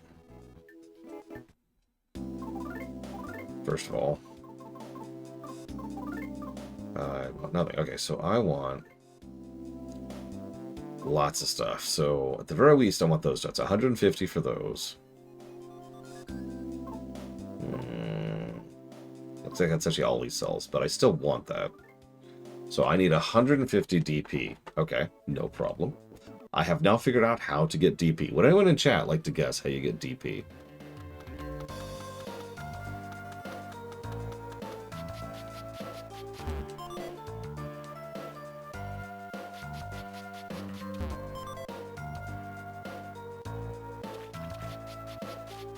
So you notice I just got 2 of those items. How much do you think those sell for?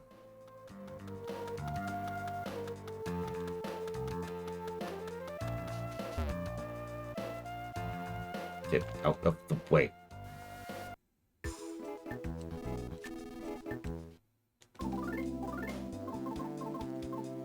That's right. 5. What's 150 divided by 5? Divided by 2. You do, little one.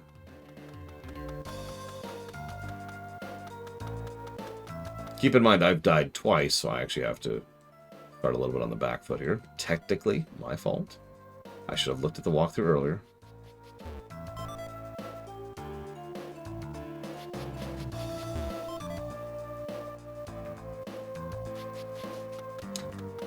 Anyways, thank you, Sakage, very much. I will jot that down for dealer's choice.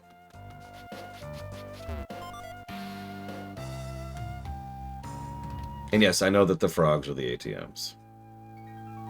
They've already said that even.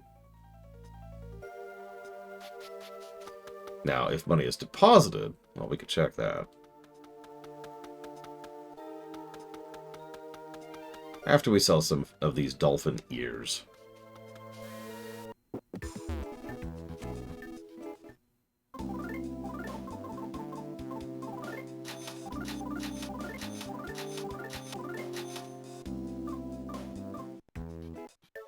Yeah, in the original, you actually gained money the same way you always did, but it was automatically deposited, which could lead to some funny situations, because you could go withdraw it from the ATM, then talk to your dad, and so he'd be like, oh man, I've deposited $15,000, which means your total account balance right now is 0.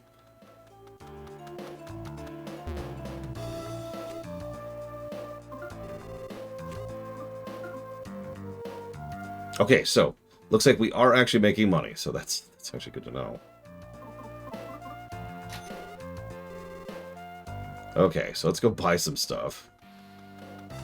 I'm gonna be honest, I didn't think we got anything from fighting stuff. Like, I really assumed that was not gonna be a thing.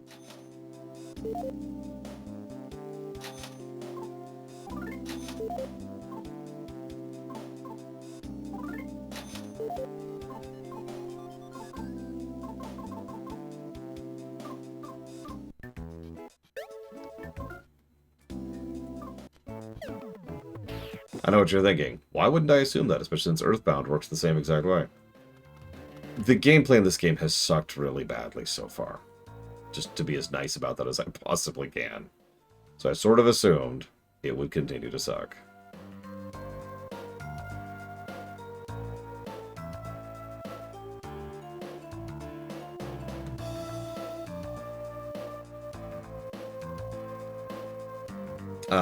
I'm sure we get 3 party members at some point, Zar. I wouldn't know. I'm the wrong person to ask.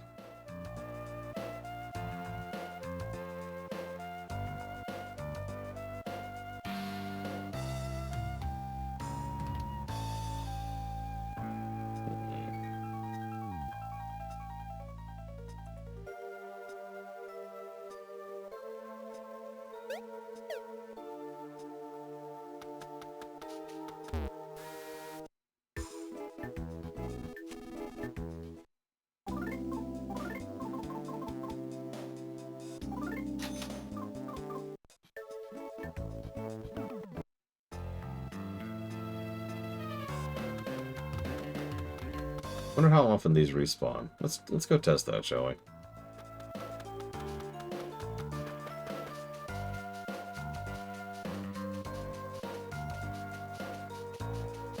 No to both questions, Bladeval.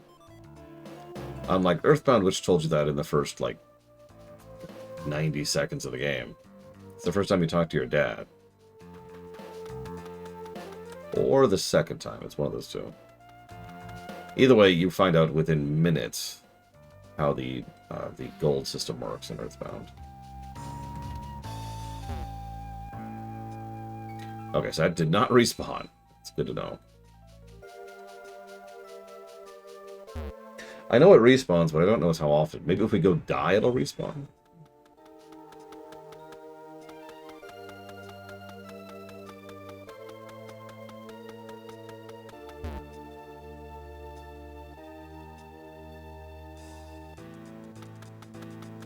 No, it does respawn. I don't know what the trigger is. I thought it would be zoning, like it is for a lot of things, like the dolphin ears.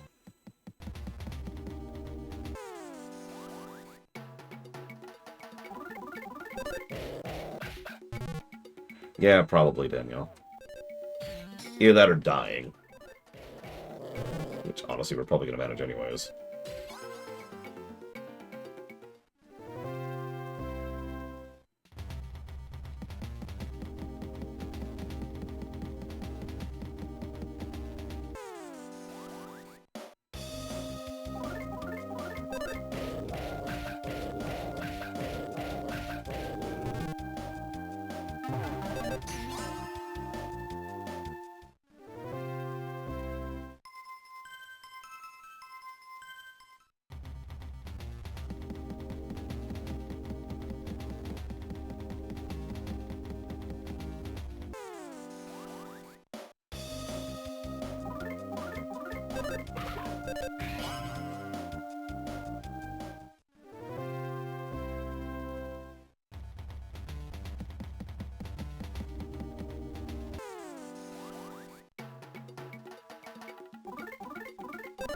Good question, Bladeval. I don't know.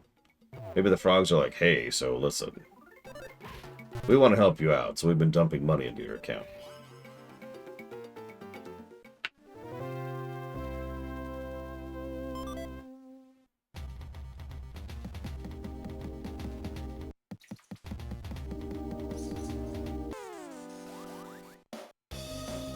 Yeah, you're referring to the Beanling random.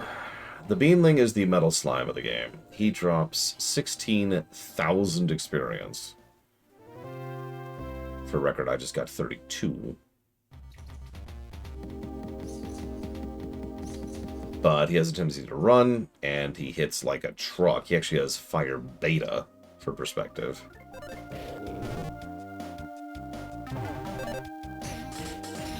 But if you can kill him, it's a big freaking boost in levels.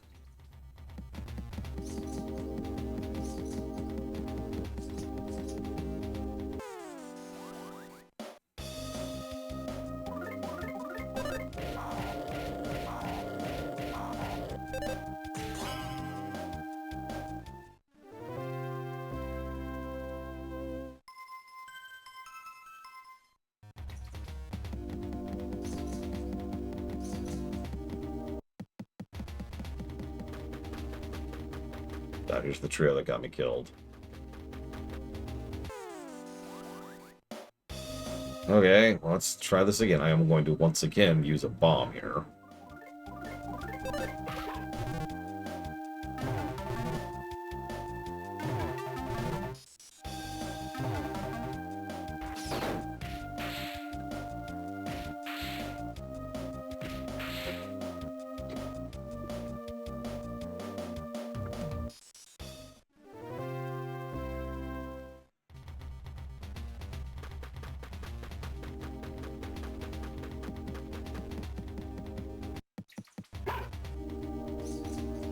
Boney, Boney, no!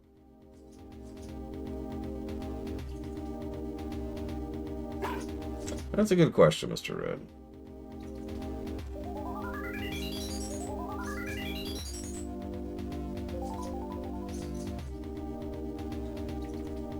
So, girlish clothes lie on the ground. Okay. And there's... Okay, thanks, game. That sucks. Oh my god. Oh, frog, frog, frog, frog. I'm a butterfrog. I'm not very proud of my name.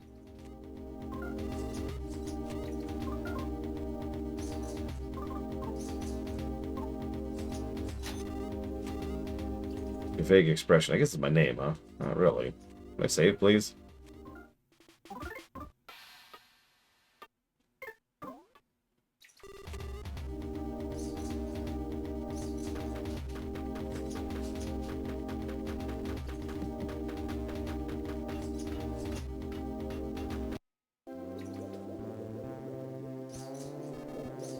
You caught me stark naked. Oh, aren't you that boy I met at Aeolia's house 3 years ago? Remember? You seemed to have gone to the Trago Plateau to avenge your mother. Huh? That wasn't you? Really? How odd. I'm Ionia, one of the magpies.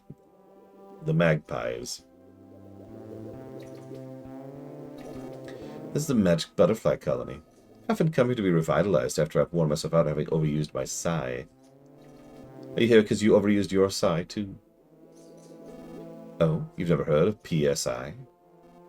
That's odd. I sense loads of magical power coming from you. Which, by definition, means we're, at some point or another, the descendants of Ninten, by the way.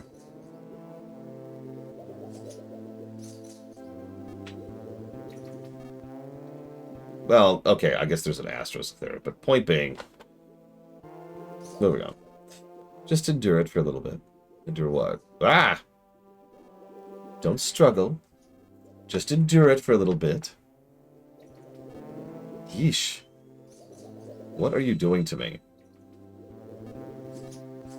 Just a little more. Okay.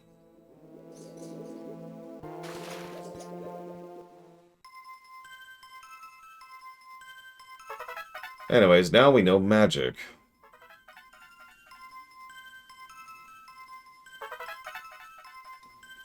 So we learned PK Love, or excuse me, Power.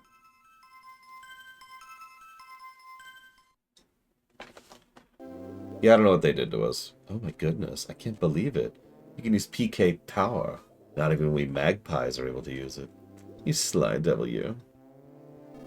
I don't know where you come from or where you're going, but we might meet again. At least tell me your name. Lucas, thanks. I'll remember that. Now go. I want to boil up too. Right. So anyways, now we have magic. We start off with a big AoE nuke. Heal and cure. Which, yeah. Yeah, there's very likely nothing that actually happened there. It's just, the problem is they're clearly trying to make a joke of, ooh, it's something super risque, but actually no, it's something totally benign. Which, you know, I've seen that format of a joke work in a game called Dragon Quest. For those of you not aware, there's this concept in Dragon Quest called poof poof, which originally meant squishing a girl's breasts against a guy's face. However, it hasn't meant that in years, because they keep coming up with something new in each Dragon Quest game in order to equate to that. Usually something that is reasonably funny. And not this. You know? My personal favorite is the slimes from Dragon Quest VIII. Anyways.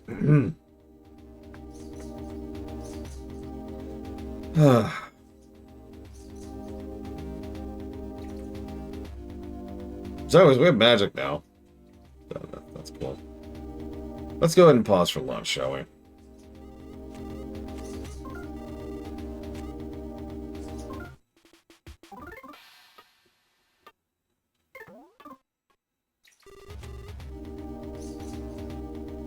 I'll see you in a bit.